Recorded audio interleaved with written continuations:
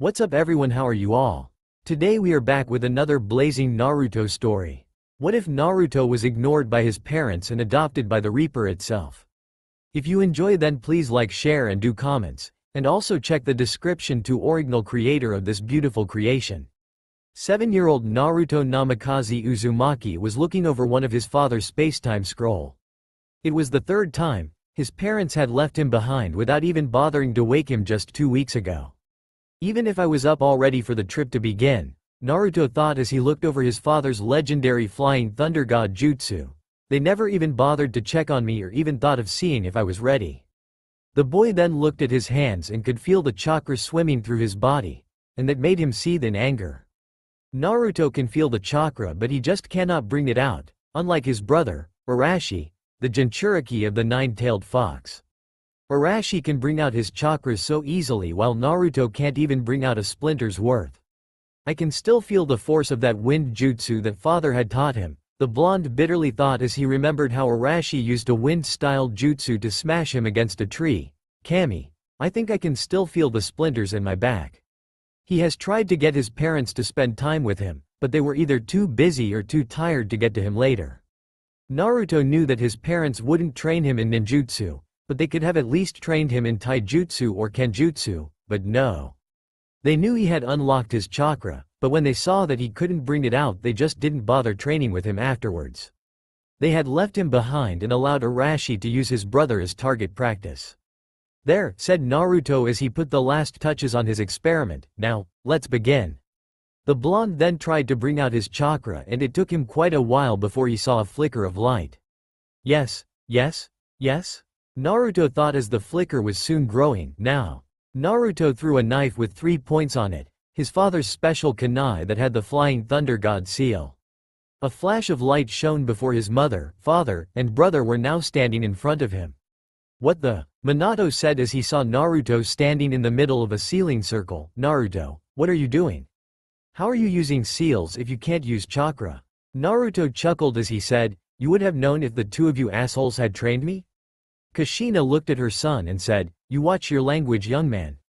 You do not talk to your parents like that." "Parents?" Naruto asked with an insulted look. "You think you have the right to call yourselves my parents after not at least training me in skills that do not require chakra like taijutsu or even kenjutsu, and from the looks of things, fuinjutsu." The red-headed Arashi then charged towards his brother before somehow bouncing off of a wall. "Well," said Naruto with a small laugh, "guess the hero isn't all that he's cracked up to be. Oh, before I forget?" The blonde inside the seal pulled out a small glass of water as he looked at his former family with a smirk of victory. "Just a little insurance so that you won't bother trying to find me, if you ever want to see a dead weight of a failure such as myself. Wouldn't want to waste your time now, do we?" Naruto said before he smashed the glass on the seal before a bright light shone, blinding the family. "Naruto!" Kushina cried as her son had vanished into thin air, much to her horror. "No." Minato stared at the seal, now ruined from the water, and all he could feel was regret. He failed as a father. Was Naruto here for the past 2 weeks? Minato thought as he crawled to where his son once stood and saw the ink running, like tears. "Naruto, my son, forgive this foolish man." In another world, Slade Wilson had just returned from another mission along with an encounter with one of the members of the Justice League. "Try as they might," said the assassin for hire, "but not even Batman could surprise me." A bright flash of light shone, momentarily blinding Slade as he reached for one of his guns.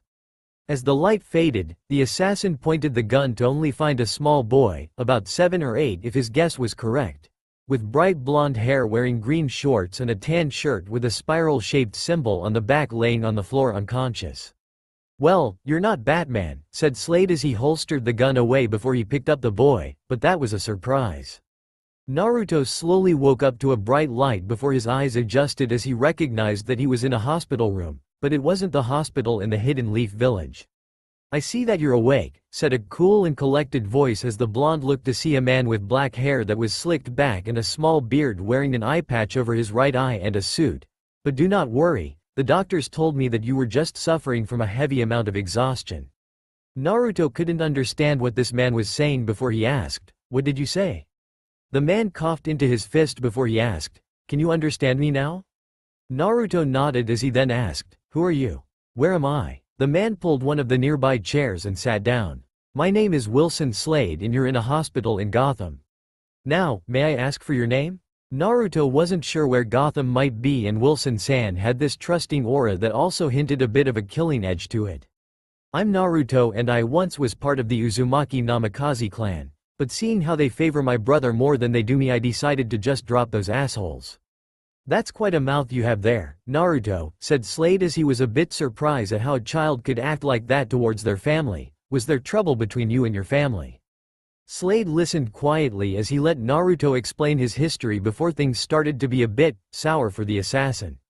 His parents focused more of their time on his brother, who has a powerful demon sealed inside of him. Slade thought to himself with slight disgust, I may be a killer, but even I wouldn't leave a child abandoned just because he looked weak.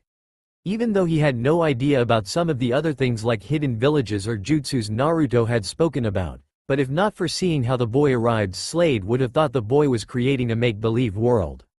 Even if the boy cannot access this chakra he speaks of, Slade thought as he contemplated an idea, I can see the potential he has. Say Naruto, Slade asked after the boy finished his story, how about you become my apprentice, as I can see that you possess quite the potential.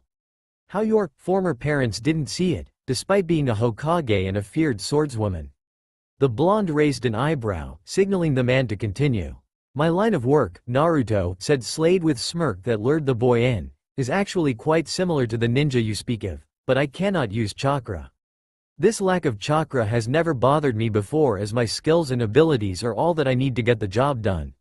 I can let you decide, but this, I accept, said Naruto without giving Slade a chance to finish. Wilson-sama. The boy is eager, Slade thought as he looked into the boy's ocean blue eyes and saw the will and determination in them along with anger and hate. Are you sure about this? Slade asked as he already knew the answer. You are still a child with so much ahead of you. Naruto shook his head as he said, I'm sure, Wilson-sama. I've always wanted my parents to train me, but seeing how they brush me off while that prick, Arashi, uses me as target practice shows that they never cared about me. Besides, I'm not afraid of a little blood on my hands. Slade couldn't believe it. He was able to get an apprentice to so willingly accept his offer without anything in return. He thought that Naruto would at first refused, but instead the boy accepted the offer without a fight. No fighting, no waiting. Slade was practically given an apprentice and he wasn't going to let this opportunity slip up. The television in the room was soon turned onto the news by Naruto's roommate, who had gotten tired of hearing nothing but gibberish. Stopped by Justice League member, Batman, said the woman on the television as it showed three hooded men being led away by a man dressed almost like a bat. We at Channel 5 News thanks not only Batman, but the other members of the Justice League as well, for their help in the community. Naruto looked at Slade and asked, what was that lady talking about? The man chuckled as he said, she was just talking about a group of heroes known as the Justice League, a league of those who fight villainy and ensure the peace of everyone in the world. Slade caught a scowl on Naruto's face when the word, heroes, was brought up. So there's a group of heroes? Naruto asked with a scowl still present on his face. Sounds like just a group of people who are allowed to beat the shit out of anyone and call them a criminal. A distrust towards the Justice League for being heroes? Slade thought as he was hiding the joy and amaze inside at the statement, this will work perfectly. After getting Naruto signed out of the hospital and into Slade's custody, the new father and son soon arrived at an old abandoned warehouse. This is where you live? Naruto asked before he saw the man press some buttons in a certain series as a door that was hidden in the wall opened up. This is just one of my many homes, Naruto, said Slade as he motioned the blonde to follow him. Of course, since you are my apprentice now, this is also yours as well. As the saying goes, my house is your house. So please, make yourself at home. The only thing I ask of you is that you show respect for me as I train you, and when I train you or decide to take you along with me on my jobs, you shall address me by my cover name, Deathstroke. Naruto got down onto a knee and bowed towards Slade, his mentor and hopefully, a father. Of course, the blonde said, his ocean blue eyes were now cold as frozen diamonds. Deathstroke-sama. 10 years had passed as Deathstroke was meeting with Ra's al Ghul at a hidden lair in Gotham. It's been some time, Deathstroke, said Ra's as he and his fellow assassin nodded to each other. You always seemed to love to just disappear from time to time. Deathstroke chuckled behind his mask as he said, Well, I had to take some time off so that my son could learn my skills. Roz chuckled as he said, finally got back at that former wife of yours? Actually, said Deathstroke as his mask hid a smirk on his face, I'd like for you to meet my business partner, Reaper. At the sound of his name, a young boy wearing an outfit similar to the assassin with the exception of two skull bandanas fixed over his face to align the jaw and cranium with the unclothed section of his face painted black and white to finish the skull that made his face. It is, bring your kid to work day, Deathstroke said as 17-year-old Talia appeared from the shadow. That it is, said Roz as Hugo Strange soon appeared. Is everything prepared? Asked the man as Reaper kneeled. I have administered a slow-acting paralysis poison to Joker and was able to make it look like a serious drawback to the Titan serum he had taken, said Reaper with a voice changer hidden under the face mask under the lower bandana. If I may say, it was sort of easy for the clown prince of crime to believe that he is dying. I had even fixed the ballots for Quincy Sharp to be Gotham's next mayor. Hugo patted the young boy on the shoulders as he said, good job. Just like your mentor and adoptive father, Naruto Wilson. Reaper remained still as Deathstroke had mentioned of the professor's uncanny skills of the mind. What do you wish to happen? Reaper asked as he remained kneeled. We need you and Talia to keep Batman busy, Hugo said as he gave a calculated look towards the femme fatale. I take it you know most of Gotham's villains thanks to your mentor. Reaper smirked as his mask mimicked Penguin's voice and said, I'm sure that Batman wouldn't even see a wild goose chase, even if it involved a real goose. Hugo actually chuckled at the skills the boy before him had presented to him. Alright, said Hugo as Reaper was now standing next to Deathstroke, let us begin Project Arkham. A few days had passed and Reaper and Talia were running along the rooftops of the now open-aired prison that once was the slums of Gotham. So what's first, Grim? Talia asked as she had given her partner the nickname during the mission of throwing Mayor Quincy Sharp into the prison. I left a small mixture of Titan and a potent venom for Mr. Freeze to find, said Reaper as he and his partner jumped onto the roof of another building, believing that Titan is indeed lethal and is trying to develop a cure for it. But what about the thug that attacked Bane? Talia asked as she and Reaper saw the man die from a heart attack. He died after using Titan. A chuckle was heard from Reaper as he said, that thug was given a combination of not just Titan, but a hallucinogenic that makes people see Batman that I borrowed from Scarecrow and LSD. I even added a mixture of both rattlesnake venom and venom from a Black Widow spider for an extra kick. That thug would have died way before Titan's effects had worn off as it turned him into a mindless puppet sent to kill Batman until Titan had worn off. Damn, this guy's brutal, Talia thought as she licked her lips a bit. He doesn't take this job of messing with Bruce lightly. The duo then reached the Gotham City Police Department where Mr. Freeze was hiding. Talia looked in Reaper's eyes and saw the message to follow her partner's lead before the two of them kicked the door down. Alright boys, said Reaper with Penguin's voice, take Freeze and let's get the hell out of here before he finishes that antidote. Talia and Reaper then put on the disguises they had stolen from two of Penguin's thugs and charged in to capture their target. After dropping off Mr. Freeze at Penguin's hideout, the two ran across the rooftops when they saw a group of Tiger police officers transporting a large container labeled Titan, before Reaper stopped. What are you doing? Talia asked as she saw Reaper point towards the cops. They're transporting a canister of Titan, what about it? I'll be back you guys, said one of the officers as he walked into the alley underneath the two assassins. Gonna take a quick leak. While the guard was preoccupied, Reaper silently jumped down and gave the man a quick, non-lethal chop to the neck after the man had finished. Talia jumped down to see Reaper just fixing the officer's uniform correctly. If I am correct, Reaper said as he picked up the helmet nearby, Batman or Bane will come after this canister and I would like to demonstrate a part of my philosophy I have about heroes like Bat-Teme. Hey, cried one of the other officers, how long are you going to keep pissing? We can't have this exposed like this for Batman to steal. Reaper smirked under the helmet and said in a different voice, alright, give me a minute. Just putting the snake away. Talia climbed back up onto the rooftops as she watched the officer regroup with his colleagues. What are you planning? Talia thought as she kept an eye on her partner. Time had passed and the femme fatale was on the roof of a building carrying a Tiger officer who looked worse for wear. What the hell were you thinking taking on not just Batman, but Bane too? Talia scolded as she roughly dropped the officer. I thought you would have known better than to hold back when dealing with Batman. The officer removed his damaged helmet to reveal Reaper breathing heavily as the injured assassin removed the top bandana to reveal his neon blonde hair. Talia then watched as her partner removed the bottom bandana to reveal a metal face mask until Reaper removed it to reveal his whole face as whisker marks were adorned on his cheeks while a trickle of blood crept down the corner of his mouth. Talia wasn't sure whether to think that Reaper was completely stupid or incredibly brave for going through a one-sided fight with both Batman and Bane at the same time. "This," said Reaper as his voice was now undisguised, "this proves my philosophy about the kind of hero Bat-Teme is." Reaper spit out some blood onto the brick before he continued, "Bat-Teme is just some angry bitch who is willing to beat the shit out of some criminals, just so he could be a hero."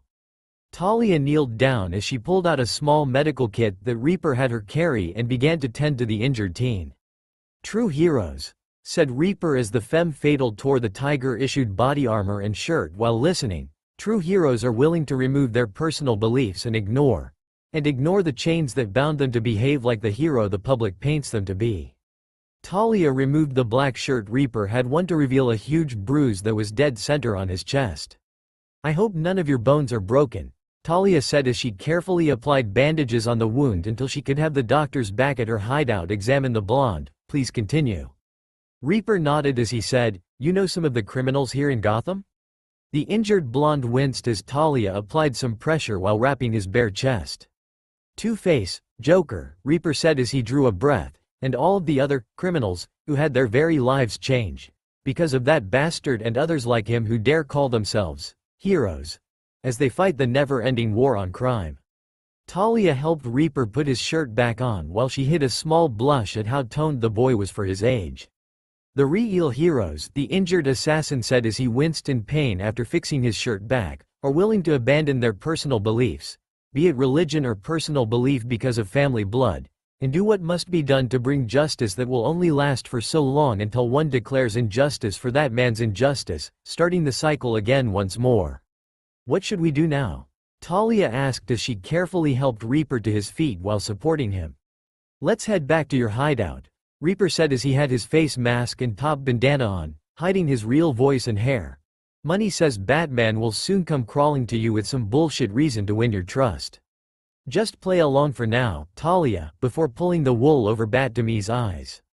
Talia smirked as she guided her partner towards his little hideout as she began to think about Reaper's philosophy and how the idea rang so true in her mind.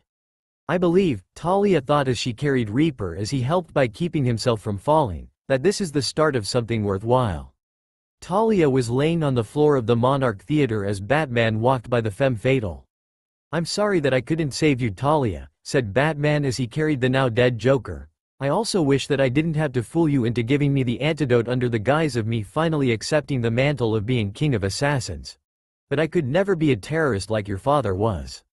Forgive me." A few minutes had passed as Reaper walked towards Talia's corpse with a limp in his step and a dart gun in his hand.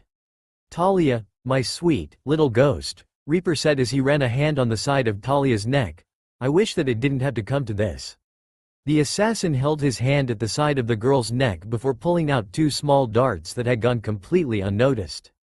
Talia soon jolted awake before holding in a scream of pain as she rolled herself onto her back. "Good thing I had you wear that bulletproof plate on your back," Reaper said with a small hint of joy in his voice. "Why did you have to shoot those pressure points?" Talia asked as she couldn't feel much movement. "You know how much pain I'm in." "Well," said Reaper as he soon sat on the floor next to Talia, "you're the queen of assassins now that Hugo and your father are dead." The femme fatale knew that Reaper was right as she had taken the test before and passed, and now that Hugo was gone and Batman was no longer worthy in her eyes, it was up to her. "What do you wish to do now, Haim?" Reaper asked as he knew that Talia was already over the deaths of her father and Hugo. "Dinner and a movie back home?" Talia glanced at her partner, no, her new boyfriend, and said, "How about I have dinner and a movie while you cater to my every whim until I'm better, starting with getting me out of this dump before you fix me something good." Reaper chuckled as he picked up Talia, bridal style, and walked away towards one of the many lairs that he and Deathstroke have hidden away while wondering if Talia wouldn't mind going on a few dates once she recovers. Unbeknownst to the two, Deathstroke was hidden in the balcony and heard everything that his son and possible daughter-in-law had planned. "Young love," said Deathstroke as he smirked under his mask with pride, "kids grow up so fast." "Hello everyone and welcome to Carson's Corner," said a brown-haired man wearing a navy blue suit and blood-red tie as he walked into the spotlight of the stage. "I am Jacobs Carson and with me today is none other than the ever-so-talented Mr. Fox himself, Naruto Wilson." The lights slowly lit up to show a mahogany oak desk and two red leather chairs, and sitting in one of the chairs was a young man with spiky blonde hair wearing an ivory black suit. Jacobs sat in the chair behind the desk before turning towards the blonde-haired man. "Mr. Naruto Wilson himself, folks," said Jacobs with a bright smile. "He is one of the most youngest, if not the youngest, and most talented 19-year-old in America. Former professional MMA fighter, award-winning actor, who performs his own stunts and much more, and master of the multilingual lingo.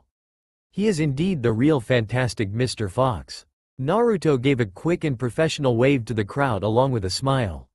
"So, Mr. Wilson," Jacobs asked with enthusiasm, "how is it that someone so young as yourself became such talented individual?" "Well, Carson-san," said Naruto as he kept his smile, "my adopted father once told me that I just cannot stick to one talent." Flashback. Young 13-year-old Naruto was deflecting sword blows from Deathstroke while shooting a small Uzi at a cutout of Batman. "How the hell is this supposed to teach me about how to fight Bat-teme?" Naruto cried out as he tried to keep the Uzi's sight on the Batman cutout. "You must not rely on blade and gun alone. You cannot stick to one talent. That will just lead you to your death." Flashback end. "After that, I applied myself in my education," Naruto continued as he leaned back in his seat, "which of course aided me in learning about the many cultures along with the languages. Aside from my native Japanese language, I then learned English from my father, Spanish, French, German, Russian, and even a touch of Arabic. The many language classes had helped me with my travels around the world." Flashback. A Russian millionaire was lounging in his library as he rang a small bell before a young teen with slicked-back blonde hair bringing in a small box of cigars along a bottle of the finest wine and an empty glass. "Cigar or wine, Mr. Dokostiv?" asked the teen in Russian as Mr. Dokostiv pointed to the box. The teen prepared the cigar and handed it to the man before lighting it. "Wine for later, sir?" asked the teen before the man in the chair waved him off for him to leave. "Very well, sir." It wasn't until 4 days later that Russian oil tycoon, Ivan Dokostiv, was found dead in his library and the body of a young blonde teen was found dead with a fatal head wound in a nearby alley. No one had paid attention to a man in multiple raggedy coats as he said, "Too easy." Flashback end. "I have even spent some of my free time learning different forms of martial arts," Naruto continued as he brought a hand to his chin, "and of course all that training had indeed strengthened my body. But some actors are saying that I'm my own bodyguard." Naruto rubbed his face as he looked at the crowd as he then said, "Of course, sorry to say ladies, this beautiful face has taken quite the few hits." Flashback. 15-year-old Naruto laid on the floor, beaten and bruised, after a long training session of nothing but Deathstroke using so many different forms of martial arts. "Did you really have to beat the crap out of me?" Naruto asked through his swollen face and lips. Deathstroke crouched over the blonde and said, "Did you really think that I would try and kill my own apprentice? I'm hurt, son. Now get up and go through the stances I showed you." Naruto slowly got to his feet and began training as he mentally called his father, mentor, a one-eyed sadist. Flashback end. "So that sort of explains my many talents, Mr. Carson," Naruto finished as he turned his attention to the show's host. "Wow," said Jacobs as he looked at the audience, "when I was his age, I was just getting by my second year of college." The audience laughed at the cheap joke before Jacobs put his hands up to silence the audience. "So, Mr. Wilson," Jacobs asked with a small smile, "having met the amazing members of the Justice League yourself, do you have a few words for our audience on your ideas about these great superheroes?" The blonde was silent for a bit before he chuckled. "Well, Mr. Carson," Naruto began, hiding a coy smile, "all I can say about the Justice League is that I thank them for aiding not only our boys in blue, but our military as well in handling some of the more dangerous criminals, but I would also like to add that they should let some of our law enforcers and military men at least handle some of the weaker criminals." Naruto saw the small, uncomfortable look on Jacobs's face before he then said, "Now, I am in no way saying that the Justice League should just sit back and wait, but instead, let our hardworking police force and military handle the less serious problems. True that the proud members of the Justice League had handled the criminals that our hardworking men and women cannot handle, such as Poison Ivy, Giganta, and occasionally Bizarro, but I sometimes see them stopping common thugs and punks while our boys in blue are still after them. Jacobs chuckled nervously as he then asked, You really don't mean that, do you, Mr. Wilson? Now, Mr. Carson, said Naruto with a hurt voice, you are misunderstanding me. True that the Justice League are saving lives, but they themselves cannot deal with all crime, as that would put our hardworking officers out of a job with, at times, nowhere else to go. Naruto then leaned forward as he then said, to me, some of those heroes take things just a tad bit too far. Batman, for example, beats all forms of criminals all shades of black and blue before hanging them upside down by their ankles. Now I'm no medical expert, but wouldn't hanging someone who had been beaten till they are black and blue upside down cause further injury to the brain? Well folks, it's time for a commercial break, said Jacobs as he quickly stood up from his seat. Stay tuned and we'll talk more with Mr. Wilson right after the break, here at Carson's Corner. Diana Prince, Wonder Woman to the public, was in her room after grabbing a few snacks as she decided to watch Carson's Corner with Helena Bertinelli and Dinah Lance at the insistence of both women. I can't believe what that Naruto guy is saying about us, Wonder Woman thought as she had even seen the boy up close. Still, what is his problem with Bruce? Due to an unfortunate incident backstage, Carson's Corner will not continue as programmed, said the television, getting all three women's attention. What? Cried Helena and Dinah in shock of their favorite show being interrupted. How could they not finish Carson's Corner? Calm down you two, said Wonder Woman as she rolled her eyes, annoyed by the two heroines' attitude. It's just a television show. Helena and Dinah looked at Wonder Woman with angered looks as Dinah said, just a show? Carson's Corner is not just a show, as Jacobs Carson had so many legends on stage with him. Morgan Freeman, Johnny Depp, even Sam Elliott of all legends. I hope there's a bad guy for us to catch soon, Wonder Woman thought as she listened to her two colleagues list off the many other pointless trivia of that stupid show. Probably best that the Mischief didn't have this kind of stuff. A week had passed as Deathstroke was looking at the newspaper as the door opened to reveal Naruto Wilson, who was sporting a few small bruises, entering his lair. Talk show host, Jacobs Carson, arrest for assault on a celebrity, and both drug possession and usage, said Deathstroke as his eye never left the paper. Sounds like you're slacking off. Naruto sat in the chair in front of Deathstroke and poured himself some grape wine and said, oh please, Deathstroke-sama. Those were self-inflicted wounds, as I wanted to send a message to our proud heroes of the Justice League, and let them know of the truth of even trying to be a hero.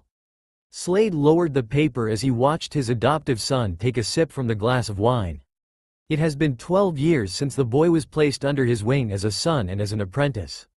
The assassin was amazed at how fast the kid learns, as Naruto was a prodigy to even outwit expert chess and shogi players at the age of 10, and he took martial arts like a fish to water, even after a few one-sided beatings. Swordsmanship was even practical, as the blonde had even admitted that thanks to the woman who sired him, sword fighting was in his blood. Slade soon found himself seeing the boy as a son much more than Batman's own apprentice, Robin, and Naruto just had that aura about him that told the assassin that this boy needed the kind and stern love that only a father could give him. Yes, in all his years, Slade Wilson could truly say that he was happy to have brought Naruto under his wing. Aren't you too young to be drinking alcohol? Deathstroke asked as he placed the newspaper on the table. A year and a half later you'll be joining me, Naruto countered after taking another drink. Then again, we already shared a drink after my first political assassination. That one was one of my best kills yet. A chuckle escaped the masked man's throat as he remembered that day, as Naruto was so nervous, even after performing such an amazing job as he killed an important political member in Bialia with such professional ease. I only shared that drink with a 14-year-old because I was so damn proud of my son and apprentice, Deathstroke countered with a small smirk behind his mask. And I was never more prouder since that day, Deathstroke mentally added as he sent that Deathstroke glare that Naruto calls it, my son. Might as well make that drink last, said Deathstroke as he then pulled out a box, because it's time. Naruto nearly choked on the wine, but careful enough to not spill any of it, as he saw the box Deathstroke slid towards him. Really? Naruto asked as he had a feeling of what was inside the box. You really think I'm ready? Deathstroke nodded before Naruto picked up the box and headed towards his room to open it, with his mentor knowing that the blonde was going to love the little graduation gift. The sounds of boots clicking on the floor was soon heard as Deathstroke had removed his mask to drink his own glass of grape wine. Well, Deathstroke-sama, Naruto asked as he gave his mentor a stoic, yet menacing, stare, what do you think? I think, Deathstroke said as he sent a smirk towards his apprentice, you're ready for your first solo act, Reaper.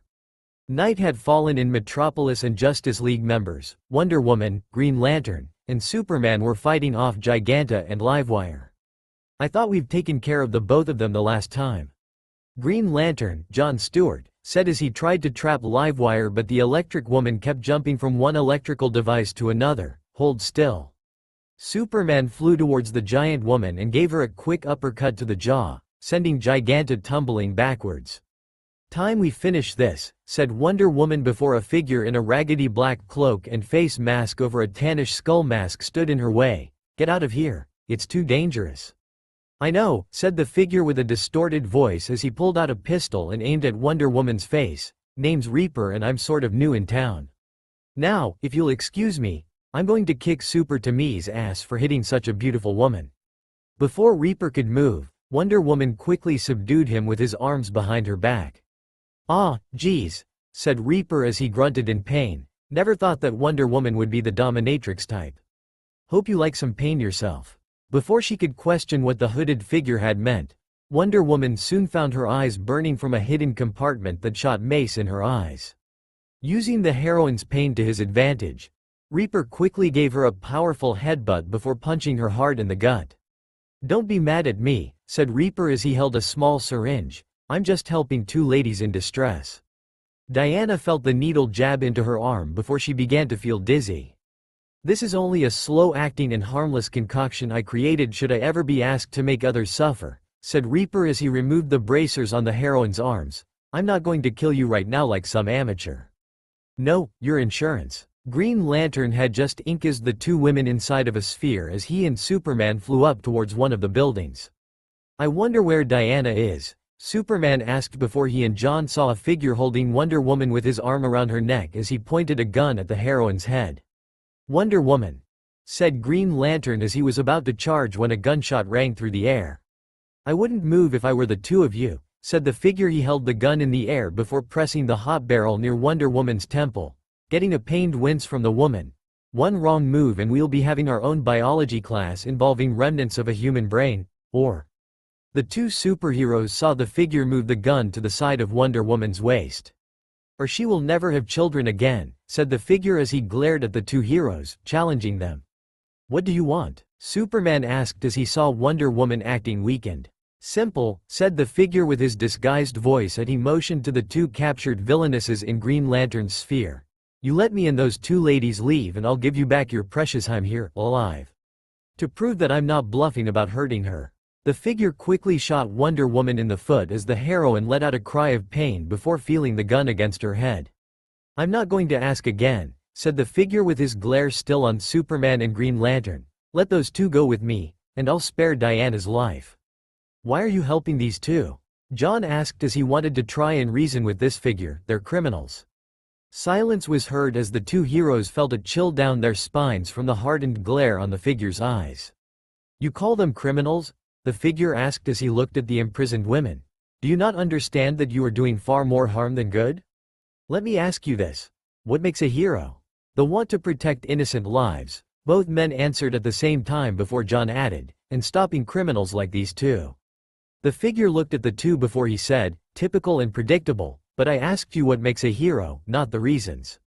You heroes always believed that by stopping a few criminals, crime will go down. That's a load of bullshit if you ask me. John held his free arm to motion Superman to not rush in as the figure then said, if you really want to stop evil, then blood must be shed by the hero's hands as throwing the more dangerous criminals in jail will never stop them, just hold them back. I have always believed in the idea that one man's justice is another man's injustice as that has always rang true in my heart and soul. You actually expect us to kill these criminals? Superman asked as Livewire had a frightened look on her face. We will never lower ourselves to their level." A sigh was heard as the figure said, again, a typical and predictable answer from a hero. "Haven't you ever wondered how their lives were ruined by your actions? Leslie would believe me, as you could have prevented that accident that brought her to where she is now." John sneered as he then asked, "What did you mean by, one man's justice is another man's injustice?" The figure kept his glare on both heroes as he then said, "Even if you stop one crime, two more will just happen without you knowing of it. You throw a bad guy in jail here while miles away from here, a woman is about to be raped and a kidnapped child is about to be sold to a powerful drug dealer. There will always be a constant battle against good and evil. Sometimes I wonder if a few of you just call thuggish-looking people a criminal just to beat the living shit out of them, much like Bateme." "But enough chit-chat," said the figure as he pressed the barrel into Wonder Woman, "so what do you two say? You let me and those two pretty ladies leave and you get your Heim back." John growled as he thought over his options. Let two criminals escape or let Wonder Woman die or suffer. "Come on," the figure egged on, "my hand is starting to cramp up, including my trigger finger." "Damn it," John cursed as he had no choice, "we'll let them go."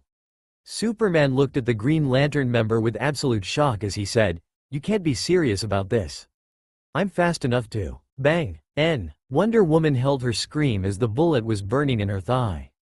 "That is the second strike, Super Teme," said the figure as he pressed the hot barrel into Wonder Woman's temple. "One more strike like that and you'll be down one of your more attractive members." Superman stared at the individual as he was tempted to melt the guy's brain right there. But he couldn't, as whoever he is, he would come up missing and his blood would be on Superman's hands. John moved the sphere gently onto the ground before letting Livewire and the unconscious Giganta out. "Now see how easy that was?" the figure said as he looked at Livewire. "You, go wake your friend. A small electrical shock should be enough." The electrical villainess complied as a small zap caused the other villainess to wake up. "Where are we?" the woman asked as she looked around before she saw the figure holding Wonder Woman. "Who's he?" "You're way out of here," said the figure without looking at Giganta. "Now since you're awake, wouldn't mind taking us out of here." The figure looked at the two heroes and said, "I'm taking Wonder Woman here as a little insurance so that you don't try anything, but don't worry, I'm not going to kill her unless you teams try anything." "Oh, but that would go against your hero code. Nevertheless, we shall be making our escape." Giganta was already in her giant form as she set a hand down so that Livewire and the figure could get on. The giantess walked away with the two heroes following to ensure that this figure would honor about keeping Wonder Woman alive. "So why aren't you killing her?" Livewire asked as she felt safe with this guy. "While I am an assassin," said the figure, "I do have a code of honor and I cannot cross my client unless they cross me first. But still, I know that they wouldn't risk their Heim's life just to stop three powerful criminals, including Deathstroke's own personal apprentice, Reaper." The three women were surprised that the famed assassin had an apprentice after that whole fiasco with the Teen Titans. "This is far enough," said Reaper as he faced the heroes, "now to honor my end of the deal." Reaper had Livewire tie Wonder Woman's bracers to her uninjured thigh before kicking her off the giantess's hand. John and Superman flew down his face as the can before catching their colleague to save her from certain death. Superman looked around to find the criminals when John said, we need to tend to Wonder Woman's injuries." Letting out a sigh, the Man of Steel brought a hand to his communicator and said, "Watchtower. This is Superman. We need medical attention and a pickup." "Ew," said Livewire as she, Giganta, and Reaper were traveling through the sewer. "Why are we traveling through Shit Street?" Reaper continued ahead as he said, "It is a much better way of travel as we are not as open and with their colleague injured, we have a head start. Should the need arise, we can make a city block collapse just to make our escape." Giganta looked at the filthy sewer water as she said, "Not the cleanest escape, but I'll buy." "So, Reaper was it?" Livewire asked with an uncomfortable feeling. "Were you really going to shoot her, there?" Reaper gave the villainess a short look as he said, "Of course not. I may be an assassin, but I'm not that cruel. I do have a code of honor that forbids me from doing such harm." The two villainesses gave each other a quick look at their savior's attitude or wondered what Reaper's code of honor involved. "Hopefully we can trust this guy," both women thought as they exited the sewer to find a small boat waiting nearby. "Well, ladies," said Reaper as he looked at the two women, "I'll take you to one of the many safe houses." I would also like to offer the two of you an opportunity to work with me. Reaper jumped into the boat and grabbed two different bundles of clothes and wetsuits before tossing them to the two. Change into these, said Reaper as he got a look from Livewire. I won't look and one of you can stay here and make sure that I don't take a peek. Once changed, jump in the boat and I'll take you to a safe house where we can lay low for a while. The two women reluctantly agreed to change into some new clothes and the wetsuits. They were a bit surprised that Reaper did keep his word and didn't even take his eyes off of the moon hovering over the water. Once everyone was on, Reaper sped the boat away towards the ocean. So why did you have us change our clothes? Giganta asked as she felt constricted in her wetsuit. You can never trust those who call themselves heroes, as Bat Teme would have placed a tracking beacon some time ago to keep tabs on all criminals, Reaper said as he heard Livewire calling the Caped Crusader a pervert. Also, the two of you are going to be sticking out like sore thumbs. Especially since Livewire Chan could pass for an albino and Giganta Chan would have been running around in a loincloth. Livewire carefully moved closer to Reaper and asked, so this offer of yours? Under his mask, Naruto gave a confident smirk as he knew just the job for Livewire and said, I believe that I know quite the job for a former radio star who can turn herself into electricity. Caribbean sunlight was shining inside the room and into Livewire's face as the villainess was stirred from her slumber. She got up from her bed to reveal the dark blue nightgown that she created by altering the electrons of her clothes before changing them back. She was wearing the clothes that Reaper had given her, which consisted of dark blue pants, an ocean blue top, a black vest with a lightning bolt design on the back, a long blue scarf, and leather boots. That was a good night's rest, said Livewire as she stretched the knots out of her back, much better than the beds back at that prison. I'm glad you had an enjoyable rest, said a voice as Livewire looked to see Naruto Wilson holding a silver tray that had a bowl of cereal, a plate of light golden toast, and a glass of orange juice. I spared no expense to ensure that all my guests are comfortable. Holy shit, the villainess said as she jolted fully awake. You're Naruto Wilson. Naruto chuckled as he then said, and you, Livewire-chan, are a guest of my lovely abode. Livewire saw Naruto set the tray on the nearby desk as she said, I thought this place belonged to Reaper? Where is he, by the way? The blonde gave the villainess a smirk as he brought out a tannish skull mask from behind his back, the same mask as Reaper. Believe it or not, Leslie, said a familiar voice as Livewire looked to see Giganta wearing a leopard print two-piece bikini with a red towel with tropical designs on it around her waist like a skirt. Mr. Wilson here is indeed our savior, Reaper. I see you came back from your trip to my little part of the beach, Naruto said with a small smile on his face. Hope the locals didn't give you too much trouble, especially the paparazzi. Giganta chuckled and said, the locals here seem to like you, as even some of the children kept the paparazzi at bay. But I'm here to talk about that offer you gave us last night. Naruto hummed before he said, yes, but how about we wait until Ms. Willis has freshened up before we go into any further detail? No need, said Livewire with a small hidden scowl on her face, since I can transform into electricity, which is insanely hot in temperature by the way. My body's clean enough that you could eat right off of it since I'm constantly disinfected.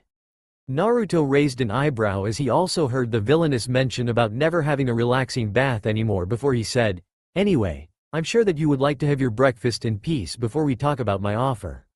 I don't mind, said Livewire as she picked up a small piece of toast while handing another piece to Giganta. So what was that offer, as you never really explained that much last night? Naruto's face took on a stoic tone as he sat on the nearby chair and said, the offer I have for you two is actually quite simple. I am looking for a small alliance with those who are willing to combat the Justice League under my orders. So far it is just myself and my fiancé, so I am searching for those who would willingly join us and follow my orders. Naruto looked at Giganta as he said, Giganta, with your size manipulation you would mostly be part of the more combative team that will occasionally serve as a diversion so that the covert team can cause the real havoc. Of course, once I gather more members you will be placed on a three-man team with others and the teams will be adjusted to cover any weaknesses of the members. Naruto then looked at Livewire as he then said, Livewire, your ability to not only manipulate electricity but to transform into electricity makes you perfect for the more covert missions as one of my spymasters. You could use your abilities to gather information and go from one place to another through wires to be the perfect spy. While you would mostly gather information, You will see some combat as you are a walking taser since you can incapacitate any foe into submission. So what is all this for? Giganta asked as she took a bite of her toast. Just a little project I have planned for the Justice League, said Naruto with a small smirk on his face. You don't have to take up the offer right away. Just think about it for the next few days or so. The blonde then got up and said, I'll be around should you ever want to talk, but think about what I have told you. After Naruto exited the room, Giganta looked at Livewire and said, so what do you think? Should we join him? Liverwire brought a hand to her chin as she said, not sure. I mean, I would love to get back at Soup and his buddies, but would I be able to work for him as a spy? Giganta shrugged her shoulders as she said, well, it wouldn't be much different than working with Luther or Grodd with me as I couldn't do any of that covert stuff. Livewire leaned back as she thought more about the offer before Giganta surprised her as she said, he is kind of cute though. Where did that come from? Livewire asked with a bit of a blush on her face. Well, he is a celebrity and is quite the charmer, said Giganta with a teasing smirk on her face, but I prefer the strong, alpha male type honestly. That's right, Livewire thought as she remembered something about the woman next to her, you're a genetically engineered ape. Well, said Livewire as her mind was still on the blonde, I think those whisker marks make him why and he is more hospitable than most celebrities are. Giganta chuckled as she thought, well, you better remember about his fiancée, Leslie, as I am sure that she would also fight for his love. In the Watchtower's medical bay, Wonder Woman was lying in bed with her injured leg in a cast after having 2 bullets removed from it. This Reaper, Batman asked as he had never heard of Deathstroke having an apprentice, what did he look like? Wonder Woman looked at Batman and said, he was wearing a raggedy black cloak and a face mask over a skull-like mask. The suit he was wearing had to have hidden compartments under the wrists that allowed him to get me with pepper spray, and he knew a thing or two about poisons as he used something to make me feel weak. Batman nodded as he looked at Superman as the Man of Steel said, I couldn't get much of a look as he held Diana in front of himself and I.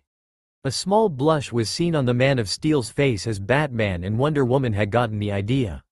So how are we going to deal with Reaper? Wonder Woman asked as she crossed her arms. I kind of want to get him back for that cheap shot. Batman looked at Wonder Woman and said, we will handle him, Diana, while you rest. The injured woman grumbled a bit about having to stay here as the 2 heroes left the medical bay. As they were walking through the halls, Superman looked at Batman and asked, what are we going to do about Reaper? He was taught by Deathstroke and he's a feared assassin. Going by what Reaper had said to me and John, I take it he has it in for us, especially you. Batman continued walking as he said, wouldn't be any different if he was taught by Joker or Poison Ivy. I've handled Deathstroke before, so his apprentice wouldn't be any different. I don't know, Superman thought as he remembered last night, he could just be better than what I saw. On Earth, Naruto was at his beach house on the Caribbean islands when the phone rang. Talented Mr. Fox speaking, Naruto answered with a small smile on his face. Yo, Foxy, said a voice on the phone, it's me, Sparky. The phone sparked a bit before a small bolt of electricity shot out to reveal Livewire wearing navy blue bodysuit and a matching vest with multiple pockets. Any information, Inazuma-chan? Naruto asked as his face became stern and professional. It has been a week since he saved Livewire and Giganta from the Justice League and offered them temporary sanctuary at his beach house. The celebrity-turned-assassin also offered them to work for him in fighting the Justice League, but the only one who took his offer was Livewire as she sort of wanted to help take Superman down a notch or two. Since then, Naruto had Livewire, whom he had dubbed Inazuma when she worked for him, use her ability to travel around the Caribbean islands using her powers and gather information. Aside from a lot of bullcrap on the internet, Livewire began as she sat in the chair next to Naruto. I did get some credit card digits and bank numbers. Naruto poured some grape wine in a cup before putting a lid and straw on it and handed it to his accomplice. Anything else? Livewire shook her head as she said, nothing too important as this place here is practically a resort. Just some petty thievery, Naruto thought as he took a sip of grape wine from his glass. I tell y'all I never would have thought about using my powers for all this spy junk, Livewire said as she took a sip of the soda. I could have really messed with Soup so many times.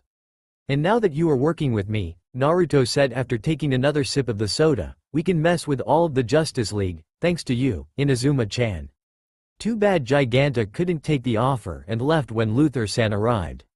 Livewire chuckled as she used her powers to change her outfit into a dark blue two-piece bikini that hugged her curves and said, "Her loss." Naruto leaned back as he decided to relax a bit before going out to mess with the league some more as he got a nice view of the villainous tanning before him until the phone rang again. "Talented Mr. Fox speaking," said Naruto as he kept his eyes livewire as she tanned.